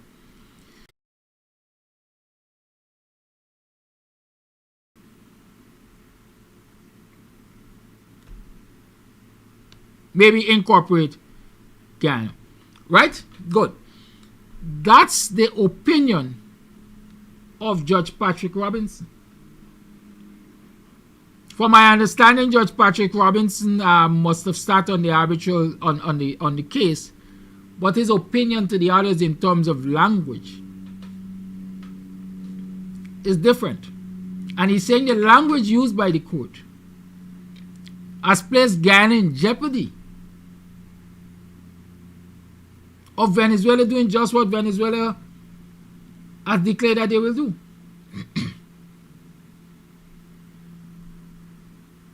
The Guyana government has not educated the citizens about this. I've heard no discussion about that. All we hear people running around saying is that the World Court has ruled in Guyana's favor. But even if you look at the declaration that the World Court has ruled in Guyana's favor, you will also recognize that they say the World Court didn't grant Guyana the orders they sought.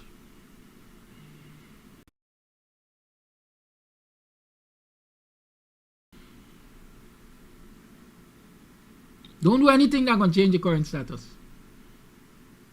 until the final determination of the court. That's what they said. And since Maduro declared from the inception, I got no respect for the court that you are gone to. Anybody with sense would have already been preparing, quote unquote, an offensive. Because the best defense is offense. They would have been lying in wait for anybody who tries the thing. They would have ramped up their military presence, etc. Right?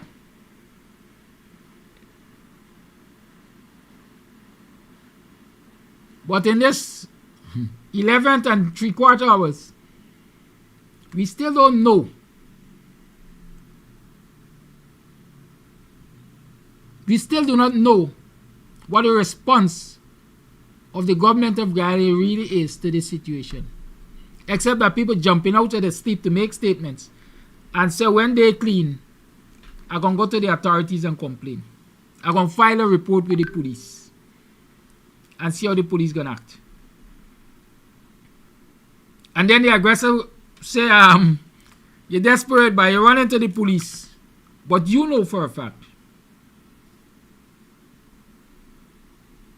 You know for a fact that you got to come to this table and let us sit man to man and deal with the issue.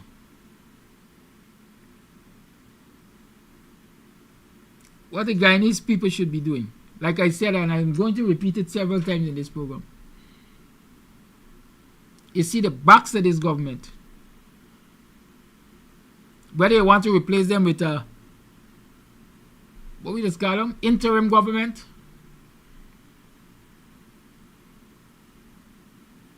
shared government, whatever you want to replace them with.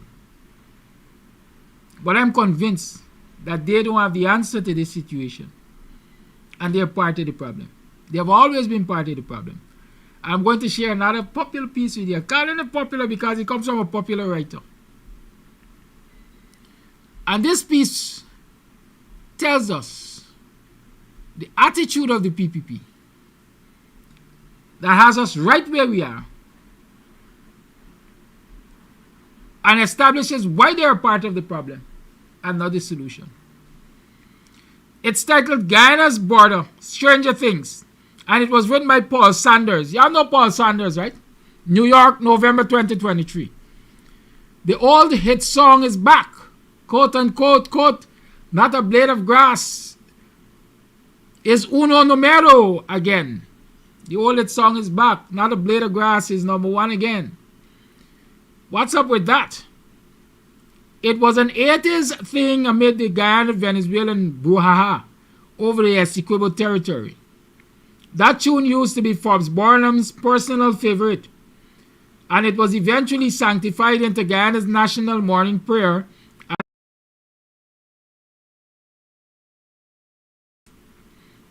But for Barnum and the PNC, it was Guyana's second national anthem. But who cares? Most Guyanese don't even know the original national anthem. It's a damn shame. Anyhow, we seem to know the lyrics of Kuch Kuch Hota Hai, even though Hindi is still widely incomprehensible. So much for Guyanese civic education and patriotism. The Venezuelans are coming, so they say. Again, the Guyana-Venezuelan border issue is nothing new. It is as old as 200 years. The dispute has been the same when Forbes Barnum was dictator in Guyana. That was when most Indo-Guyanese preferred nothing to do with Barnum or anything Afro. The then opposition PPP party gave perfunctory respect to Barnum's call for national unity around the issue. Any solidarity was superficial. The party did little to educate its cadres and supporters on the matter. Instead, it gave tacit support to a kind of East Indian sentimentality, cynicism, and encouraged a fallacious idea to prosper. What does that mean? Most East Indians conceptualized that the Guyana-Venezuela border squabble was a black people thing, there was a strong food crisis during the good old Barnum days, began the exodus to foreign lands. Crossing borders meant survival. For many, it was the East Indians manifested disgust at Barnum's party paramountcy. Venezuela was one of those destinations. The neighboring country was a perfect escape valve, and the preponderance of illegal Guyanese dominated the Venezuelan coast. They built homes, worked the farms, and restarted their lives. They were in such a multitude, Guyana eventually had to appoint an ambassador. Now let's get this straight. Most Indo-Guyanese didn't give a shit about the border issue. They really didn't care. In fact, they were more than happy to accommodate a Venezuelan incursion. A supposedly advancing foreign army was better bargain than the PNC dictatorship. They, not a blade of grass, was just a mellifluous piece of music. It had much to do with ear sound. It inspired a sing-along response, like a Bollywood hit number. Not a blade of grass was a top charter.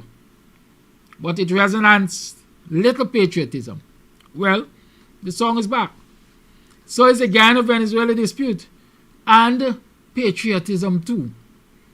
Talk about patriot games. A lot of patriots have risen recently. Many of them East Indians. And they have blossomed like wild mushrooms. Many of them are once upon a time anti-Barnum, anti-PNC, anti-black, flaky, revolutionary, free-thinking, sloganeering rabble-rousers have gotten busy. It makes for good observation. So what has changed? Answer: the ruling party and its racial allies. This new form of patriotism is good opportunism, and the revolutionary class, as has been demonstrated in recent history, is rife with loudmouths who are masquerading, serenading patriotic themes and gaining attention. A quick browse of social media gives you a good sample of hustlers, hucksters, salesmen, lackeys, freaks, pseudo-religious people, all going global in their craven lunacy, frenzied in their belligerent, self-righteous, jingoistic indignation. It's a clever move, and it's a joke. Yesterday's defectors are today's patriots. Yesterday's turncoats are today's flag-waving, iron-willed nationalists. Very cute, very contemporary, very Guyanese. It's a perfect ingredient for political assimilation. Guyana has the ideal weather, climate, and breeding ground for such loyalists. And with the right amount of ideological clamoring, the front door could be opened for greater accomplishments. The, quote, Guyanese critic, for example, is a success story in progress. It's a rags to riches narrative. Tomorrow they will be building bridges, roads, high-rises, etc. They will be developing public policy.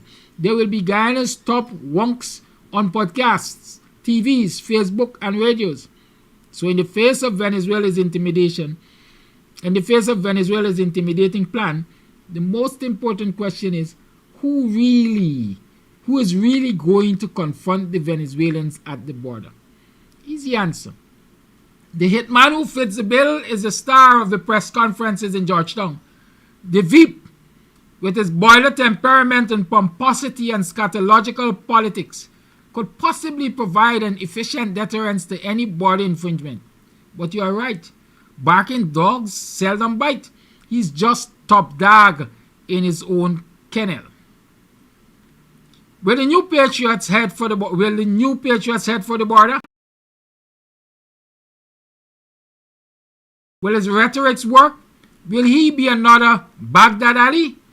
Tell you what, the people who are going to face off with the Venezuelans are the men and women in uniform. That's right, mostly black people, the folks who are historically PNC supporters and the antithesis of Indo-Guyanese political philosophy.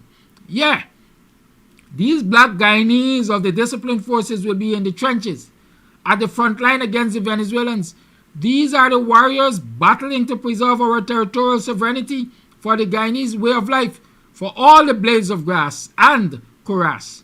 And while these valiant men and women are busy shooting to kill and dodging bullets, the oligarchic elites, party hacks, and these new East Indian patriots, theoreticians, will be in their glass houses singing, "Not a blade of grass." It is more than a conundrum. It's the paradoxical reality of Ghana. Just saying. That piece was written by Paul Sanders. Military men in the last 24 hours. The lines are open. 6225933 is the number to call. Like I said, I have no conclusion to give. I only give information. Y'all sort that out.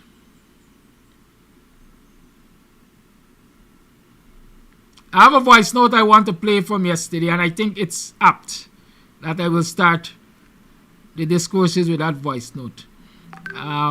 It's right there. Well, I'm taking a phone call since it come through before I find the voice note. Call you live. Bless good day, Mr. Kadaki. Thank God for your program once again, and bless good day to Guyanese nation. Guyanese, let us remember and let me remind you how we're going on exactly again. Call all the line. Call all the line. Hold the line, caller. It doesn't seem as though I'm getting your audio. In a minute's time.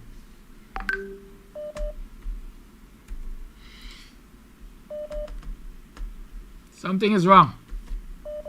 Something wrong, man. I'm freezing.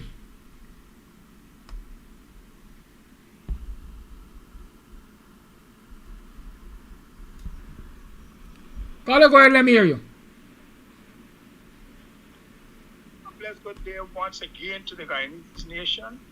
Bless good morning to you, Mr. Kadaki, and thank God for your program. Can you hear me clearly now, Mr. Kadaki? But I am hearing you. I don't know if the viewers are hearing. I'm trying to determine that. Yeah, you were freezing when I was listening to your program. Steady, it was freezing before also. Anyhow, just in case if you are hearing, or if you think they're not here, you can let me know. And they are hearing. Go ahead now. Go ahead. Be good. Yeah. What is happening in Guyana, as I said before, is beyond what we are thinking. And once again, even though it's Venezuela and Guyana clashing, there are strong forces behind these clashes taking place. Russia is supporting Venezuela full out, regardless of what. Russia also, with all what Venezuela got, Russia gave Venezuela 2 Tu-160 war jet, what they call the black jets. And plus they get 2 backup support warcraft behind that to support that. They were using it to fly over their own space, and I think one that passed over Guyana about there the other day and this kind of thing.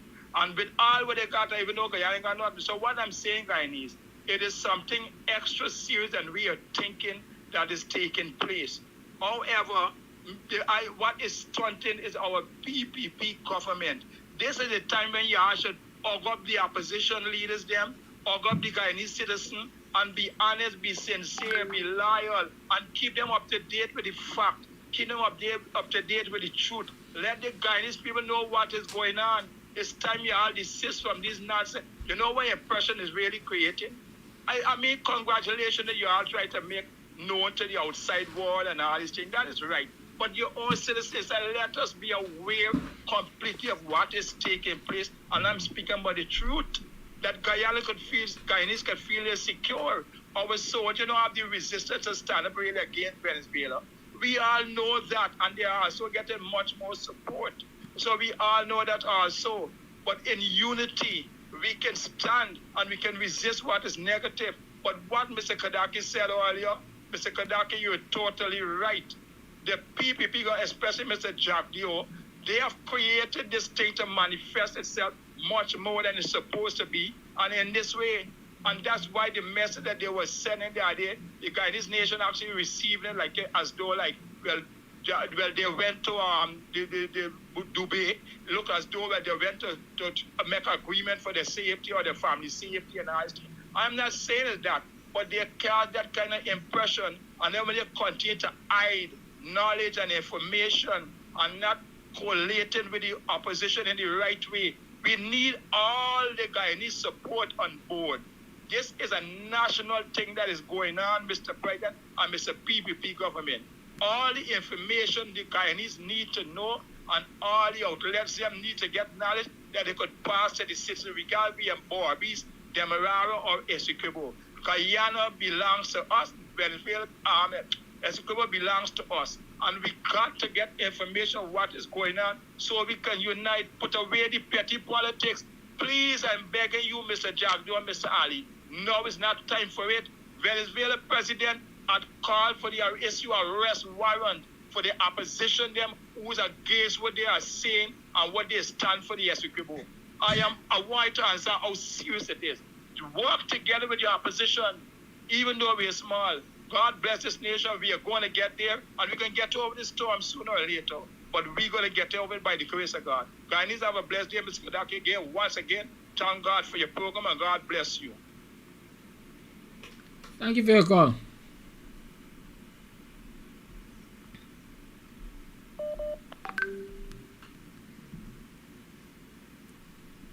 Call your life.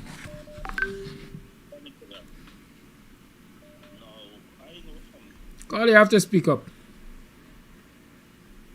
Go ahead. Yes, I know from historical past that what you said there is so truthful, it's mind-boggling. During Burnham's time, the Indians saw the border dispute as a black man thing. Nothing to do with them. Now the shoes is on the other side of the aisle. Now they are talking about collaboration. Now they are looking at the people who are in the military, most of whom are blacks, most of whom are PNC or WPA or AFC. Why is this confusion now? Why you suddenly want collaboration when it's the border where you have built an inherent foundation to mean that anything to do with border and Venezuela is black people thing? You know what? Our resources is not concomitant. The border issue is a national thing, but the sharing of our resources isn't. We must have compatibility, bro. And since we can't have that, I don't care a crap what Venezuela do to Guyana. Honest to Father. Because black people ain't anything to lose. Because the Indians got every crap in the country.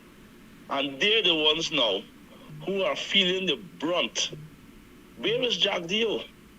Where are those big Indian guys who pose with these warlike guns every which way on Facebook? Where are they? We are the men on the move. We are those people who claim to form this regional security stuff, all of whom are headed by Indians, and most of whom are made by Indians. Have they suddenly gone docile? They should be the one to be in front there. Let them take up arms, along with Jack Dio's personal military in the form of sheriff security, and all 99% of the security forces that are owned by Indians. They should go and line the border and deal with the Venos. They should go there now. It's their turn. It's not Bonham. Bonham dead since 19 when so many years ago. He died in 85. Let them go there now and face the music. Because it is said that it was a black people thing where border is concerned. Let them go there. So I don't care a crap what goes on there right now, because that what you sow, that's what you're reaping right now. They're glad when it's border, when they were out of power. So the black people could go there and die like ants. But now it's their turn. They're trying to reflect in the opposite direction, hoping that people don't have memory. But we do remember what they were saying and what they are doing. Okay? So, Kadaki, you guys have a wonderful day, and God bless you with your program. Thank you for your call. You know, when I look at this Venezuela-Guyana border situation and the oil, note one of the things which has aggravated, my word, the Venezuelans in this situation is the granting of concessions. Right? Marine concessions, let me call it that. That is one of the things that has aggravated the Venezuelans. You remember the most recent auction of oil blocks? The most recent auction of oil blocks? Check the timeline and see Venezuela's behavior from, let's say, 2015 to the most recent auction of oil blocks. Old people say, yeah, and they're tiger mouth. But yet, there was no need for the PPP to go off auctioning oil blocks except greed. Except greed. Because the amount of oil that is said to be produced by those blocks which were already given to Exxon and CNOOC and them, right? Then you start exploiting them 25% yet. But you went to your auction at oil blocks because you want more money for thief. But that has come back to haunt you because it has made the Venezuelans more disgruntled. Call your life. Yes, good morning, Mr. Hampson. Agree with Judge Robinson's position. I don't know how he could possibly be saying that. Because, firstly, the court said that Venezuela shall. The language was shall, not may, but shall refrain. Now we could run through the book and see the different synonyms for refrain. It means stop. Stop means stop. And stop means now, here's why the court says stop. And I don't want us to miss this as Guyanese. This court said stop because the court says there exists a plausible link that since Guyana was given the arbitral award to administrate sovereignty, I repeat, the court at The Hague says Guyana was given administration to administrate over the sovereignty, and there exists a link that Guyana has plausible rights which must be protected, which shall be protected. So the court is going to tell Maduro to stop refrain before he injures that right, before he causes harm to that plausible right. The court says we have established a link. I don't know what this judge could possibly be saying.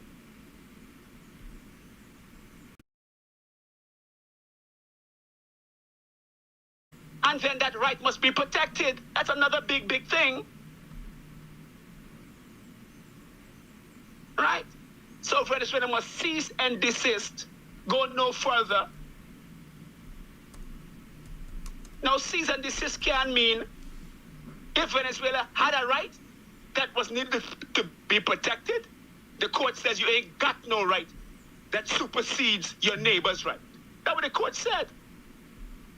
Now, with regards to a defense, that's why people should tune into this show, because I have been saying for at least 2 years now, you could go back and see the archives. I've been telling us about the admiral, the United States admiral coming to Guyana. I've been beating that drum on this show. I don't know how people could say we weren't informed. Listen to the Buxton Morning Show. Right? I was saying that Guyana is linking up with the Southern Command for defense. And I've been explaining all along that we need to be going to the United States. Just last week I said that. So for some reason people listen to the show and must really think it's gaffing. But we've been saying these things all along on this show, not another show. Been saying South Command, not another show. You find one of them, bring one of them. We've been saying that 2 years now. And I've been giving details on this same matter. And we have arrived to South Cam. No. We've been saying South Cam before the president been saying South Cam. Because I heard the general said Guyana was being invited. Have you noticed, by the way, just a little humor, that the song's called Trade Winds is not a blade of grass. Trade winds are the persons who made the song, not a blade of grass. Have you noticed that the South Cam Command campaign right now is called Trade Winds? Maybe we can draw a little humor from that, but it might be closer to the truth. That the operation is called Trade Winds because the operation is saying not a blade of grass.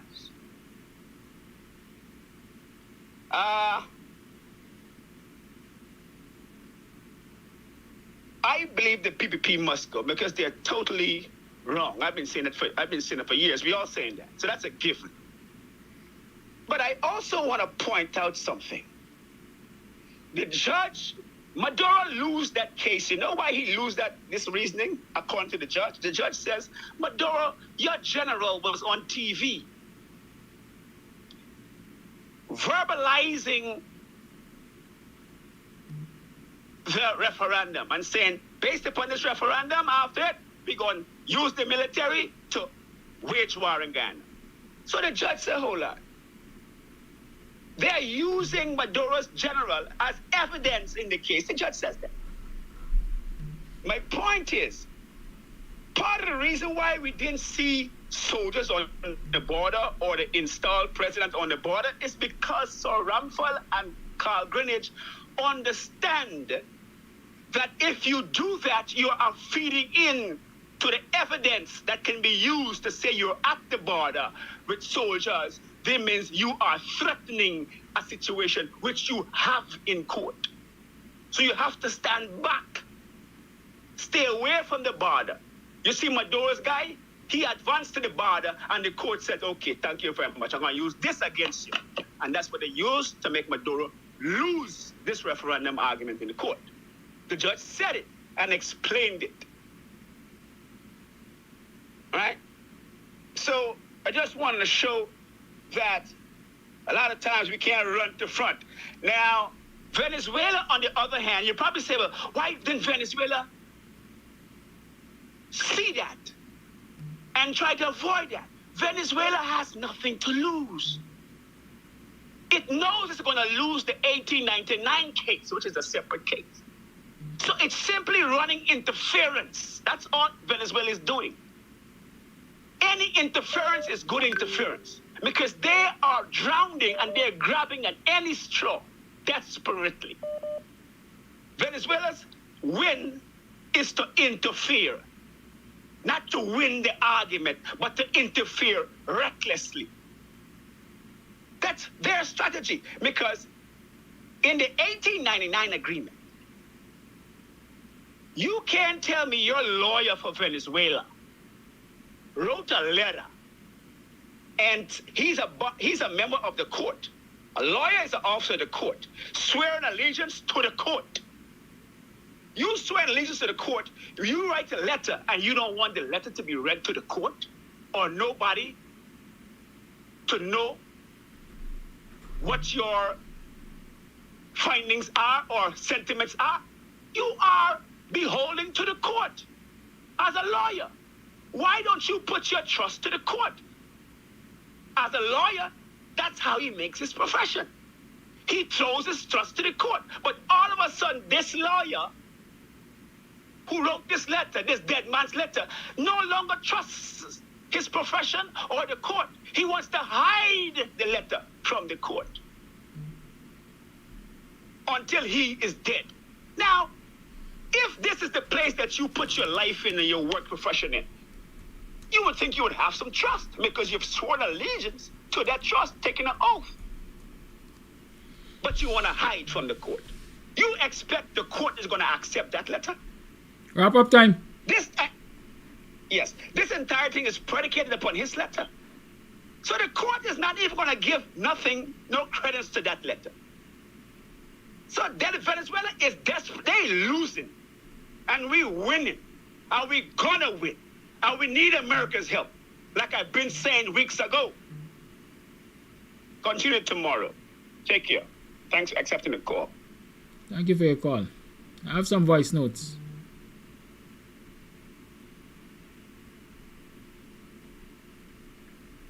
Lines remain open. 6225933 is the number to call. It is 3 minutes to the 9 o'clock hour. You're tuned to the Guyanese Morning Time.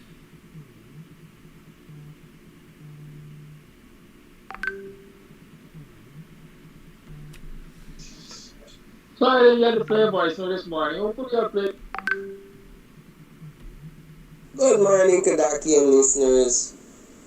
Hello, the line. I was trying to keep my mouth shut because I don't want to disrespect the listeners and I don't want to disrespect Kadaki when it comes to my thoughts. Do I have to repeat that if a voice note is playing, it makes no sense calling? Thoughts on Jagdio, Ali, and all of them that play a part in this mess that we're in at the moment. I want to say also that this is not the time for philosophical behavior. What I want to hear from the idiots at the top there that playing with the interests of Guyana and run about the place, what I want to hear from them is what's the alternative plan? What do we have in place? What do we have in place? When will the government of Guyana start telling the nation what to do if there's an emergency? Things like that is why I want to hear from the fools that are at the top there that are just as desperate as Maduro and continue to hold on to they want to hold on to power. They brought these people into our country and now we even have a possible Trojan horse who, for those persons who would have read the story of Troy. This ain't no time for no philosophical nothing. And stop moving the blasted people from the border for carry them to town for party. Christmas party detail. We don't need Christmas party detail. This is not the time for that. Send the soldiers where they belong. And all who got mouth, who been calling people black dog and hungry belly dog, all y'all supposed to be going now, picking up one of cutlass and going to the border. You see what Maduro is desperate and Maduro will be erratic. We could follow all the laws and everything, but Maduro's still going ahead and doing what we gotta do. And our delinquent government still has not tell us anything. So I don't, at this stage I'm so vexed, I don't even know what more to say. But the philosophical stuff and the legal stuff and them thing, yes, it got to go forward. But we still also need to do something, educate our people. If there's an emergency, this is what you will do. If you see things, this is the hotline number to call. If you see anything happening in your community or whatever. I have not heard any such thing from this sitting government. Bye-bye. All right, thank you for holding. Sorry I didn't get to play voice note this morning. Hopefully I'll play tomorrow. I have to rush out. Go ahead. Morning, Kadaki. Good. The voice note is correct. You know, a friend said something to me yesterday morning. We don't need more songs. We need to get information. All right? So the people who should be going on fighting, yes, the 2020 Bat Infantry Cutlass Division should be heading up there, right, to fight. Coffee, yes, we had trade. We had trade wind operation before. Operations named trade winds before. This is not the first time. I think it's a yearly thing they do. It is. Right? We had that before. Yes. So it's not the first time. It has nothing linked to Dave Martin's song. These people talk about unity concert, right? And I'm sure, Kadaki, you could remember, or you looked at this movie, Heart on Reggae. What you remember in Heart on Reggae? I didn't look at the movie. Okay, in Heart on Reggae, right? It was when Jamaica was going through a terrible time with gangs and fighting because of political, people, JLP and PEP, the other party was fighting against each other, people losing their lives. It was very violent. Siaga and Manley, I think Manley was in government. That stage should have had David Arthur Granger, Ram Chitan, the Ramatar. Everybody should have been on that stage. Every single person should have been on that. If we're really talking about unity concert, don't tell me that they know we get concert, they could have come. No, we're talking about dignitaries, leaders, former leaders standing on that stage to show true unity. Not this one party, one Guyana crap. Right? Move on. Let me move on quickly. Countries, whenever they got anything that's going to cause imminent danger or threats to the country, every official that has been sent abroad, they always bring them back. Look, we got problems home here. Everything else is not important, but their home here is important. Where is Jagdio? And he's the VP. Where is Jagdi? He's the big motor for this thing. He's the one who talked the most on this thing. Where is he? Where is he? I can remember last year, the Ethiopian Prime Minister picked up arms, even though he's a colonel, picked up arms and went to the front line and fought for the Ethiopian people. Where is he? You know, this is why men like that should never ever be allowed to come back into the country. Leave them out. According to what somebody said, they're going to deport Freddie. He should be left out of this country. He don't love the country, and I hope people see that he don't love the country out there making deals for himself and hiding. He's nothing more than a E. I ain't saying the first set of words. Have a good day. Thank you for your call. We got more voice notes to play. It is 9 o'clock. 9 o'clock by 9 o'clock. Let's play this voice note.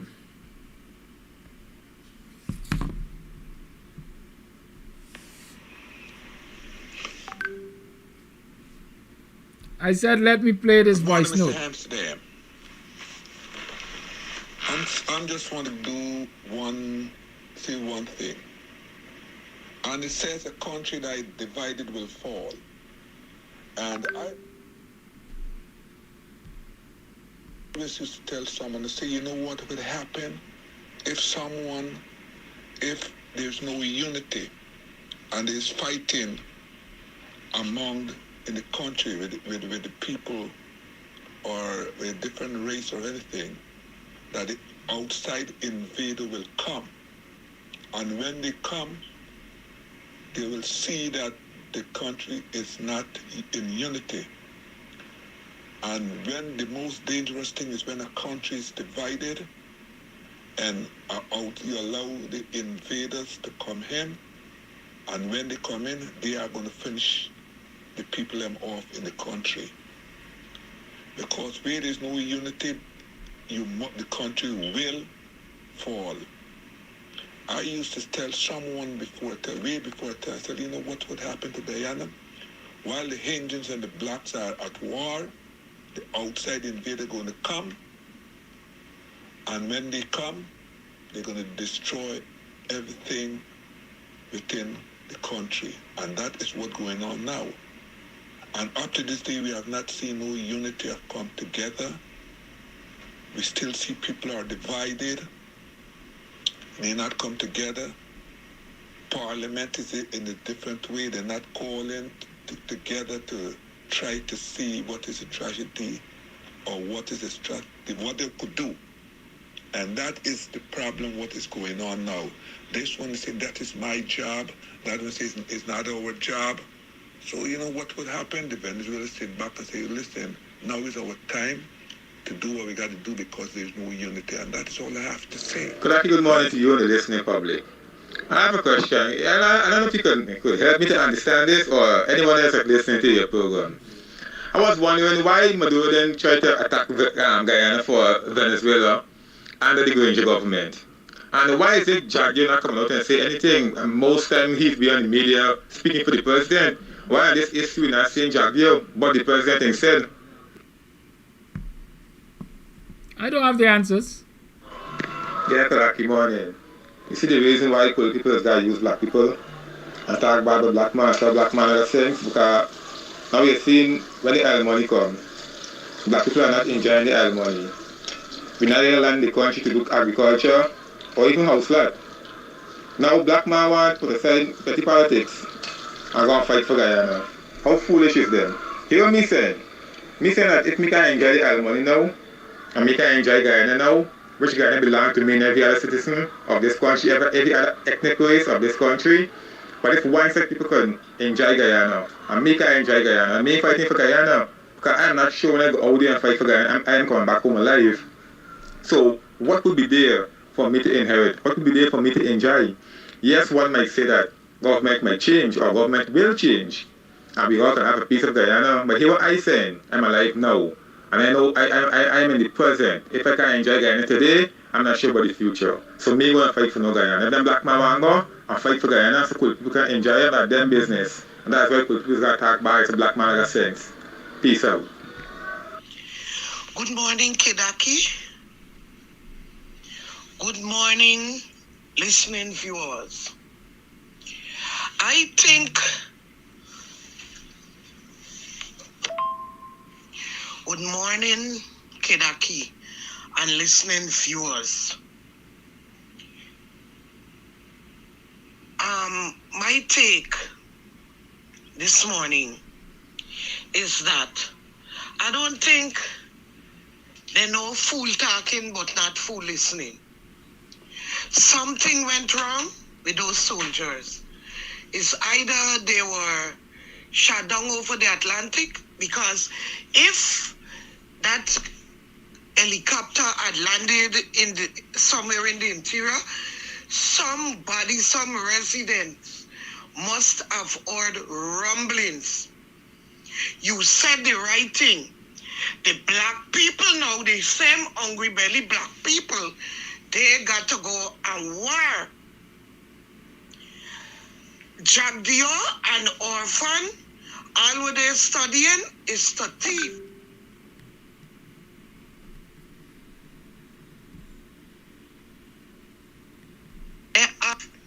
And travel all over. When last Jagdio went out, Jagdio set up the Guyanese people and he gone. Jagdio gone. He sent back the little stupidity by in case anything happen, like talk shit. Excuse me language. But I'm very much perturbed with what's happening in my beautiful country, Guyana. It's not right. We need answers for those troopers. Why an experienced man, even if he encounter with a situation, would know how to land? Flying over 40 years. Come on. Who these people believe they're talking to? I look at our friend, if he's shaking. Had it not been for Mark Benchcap and citizens, that army chief of staff would have never came out and said he keeping press conference. Look the time of the day. That let me put it as an incident occurred. And look the time. He was forced to write something on a piece of paper and give him to read.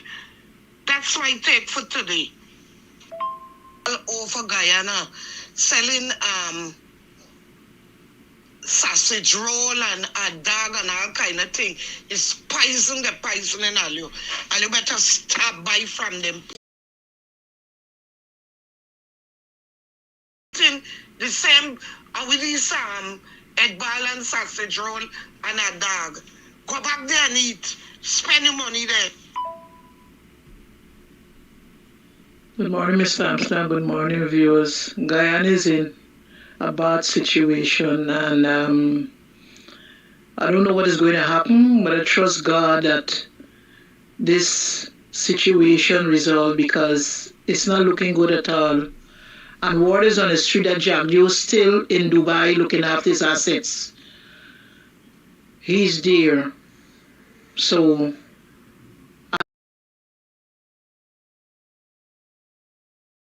thank you for your call.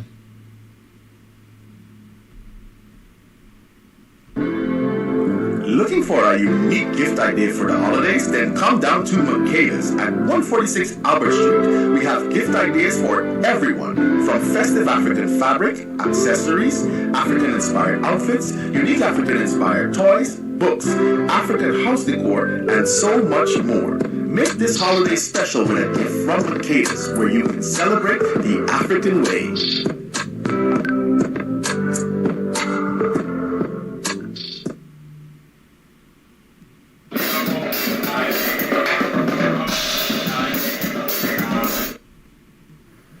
Are you planning your next visit to oil-rich Guyana, South America? Well, let's accommodate you at Varon's Cheerful Country Manor. With free secured on-premises parking, our beautiful vacation air-conditioned home offers 3 beds, 2 bathrooms, a spacious kitchen, and all modern amenities. Located at Tushen, on the eastern bank of the mighty Essequibo and the western coast of Demerara, Varon's Cheerful Country Manor is just a stone throw from the ocean. Make that reservation now on Airbnb and VRBO. For contact, call us on 516-770-3053 or 592-685-3521. Make Varon's Cheerful Country Manor your home away from home. Looking for a unique gift idea for... It is now 10 minutes past the 9 o'clock hour. You've been tuned to the Guyanese Morning Time with your host, Kidaki Amsterdam, the BUXTONIAN. Remember tomorrow's Creole Friday. Creole Friday tomorrow is peas and rice with grilled fish or chicken. It's a choice of yours. And you're advised to order early. By midday, you should have completed the orders, because naturally after then we are already in the preparation stage in terms of isolating what we'll prepare and so on and so forth. So if you intend to support the Creole Fridays tomorrow, please place your orders early. 6225933 is the number to call, and the menu is grilled fish with peas and rice or grilled chicken with peas and rice. There are some people who prefer grilled fish or chicken with steamed stir-fried vegetables, and yes, that is available too. Stir-fried vegetables, stir-fried veggies with grilled fish or chicken, and peas and rice with grilled fish or chicken. That's what's available for tomorrow. Place your orders. Support the thing that supports you. Have a good day. Tonight is karaoke night at Club Twilight. Come on down. We're trying the Thursday night karaoke for the first time tonight. So you can come on down tonight and let's see what that turnout is going to be. Let's see if we will stick with it or not. Been doing strictly business, and so we can take a break this week and return to that next week. So tomorrow is Free Talk Friday, and tomorrow is also Creole Fridays. Have a good day. Goodbye. Stay safe. Don't allow them to stress you out. Use your thinking cap.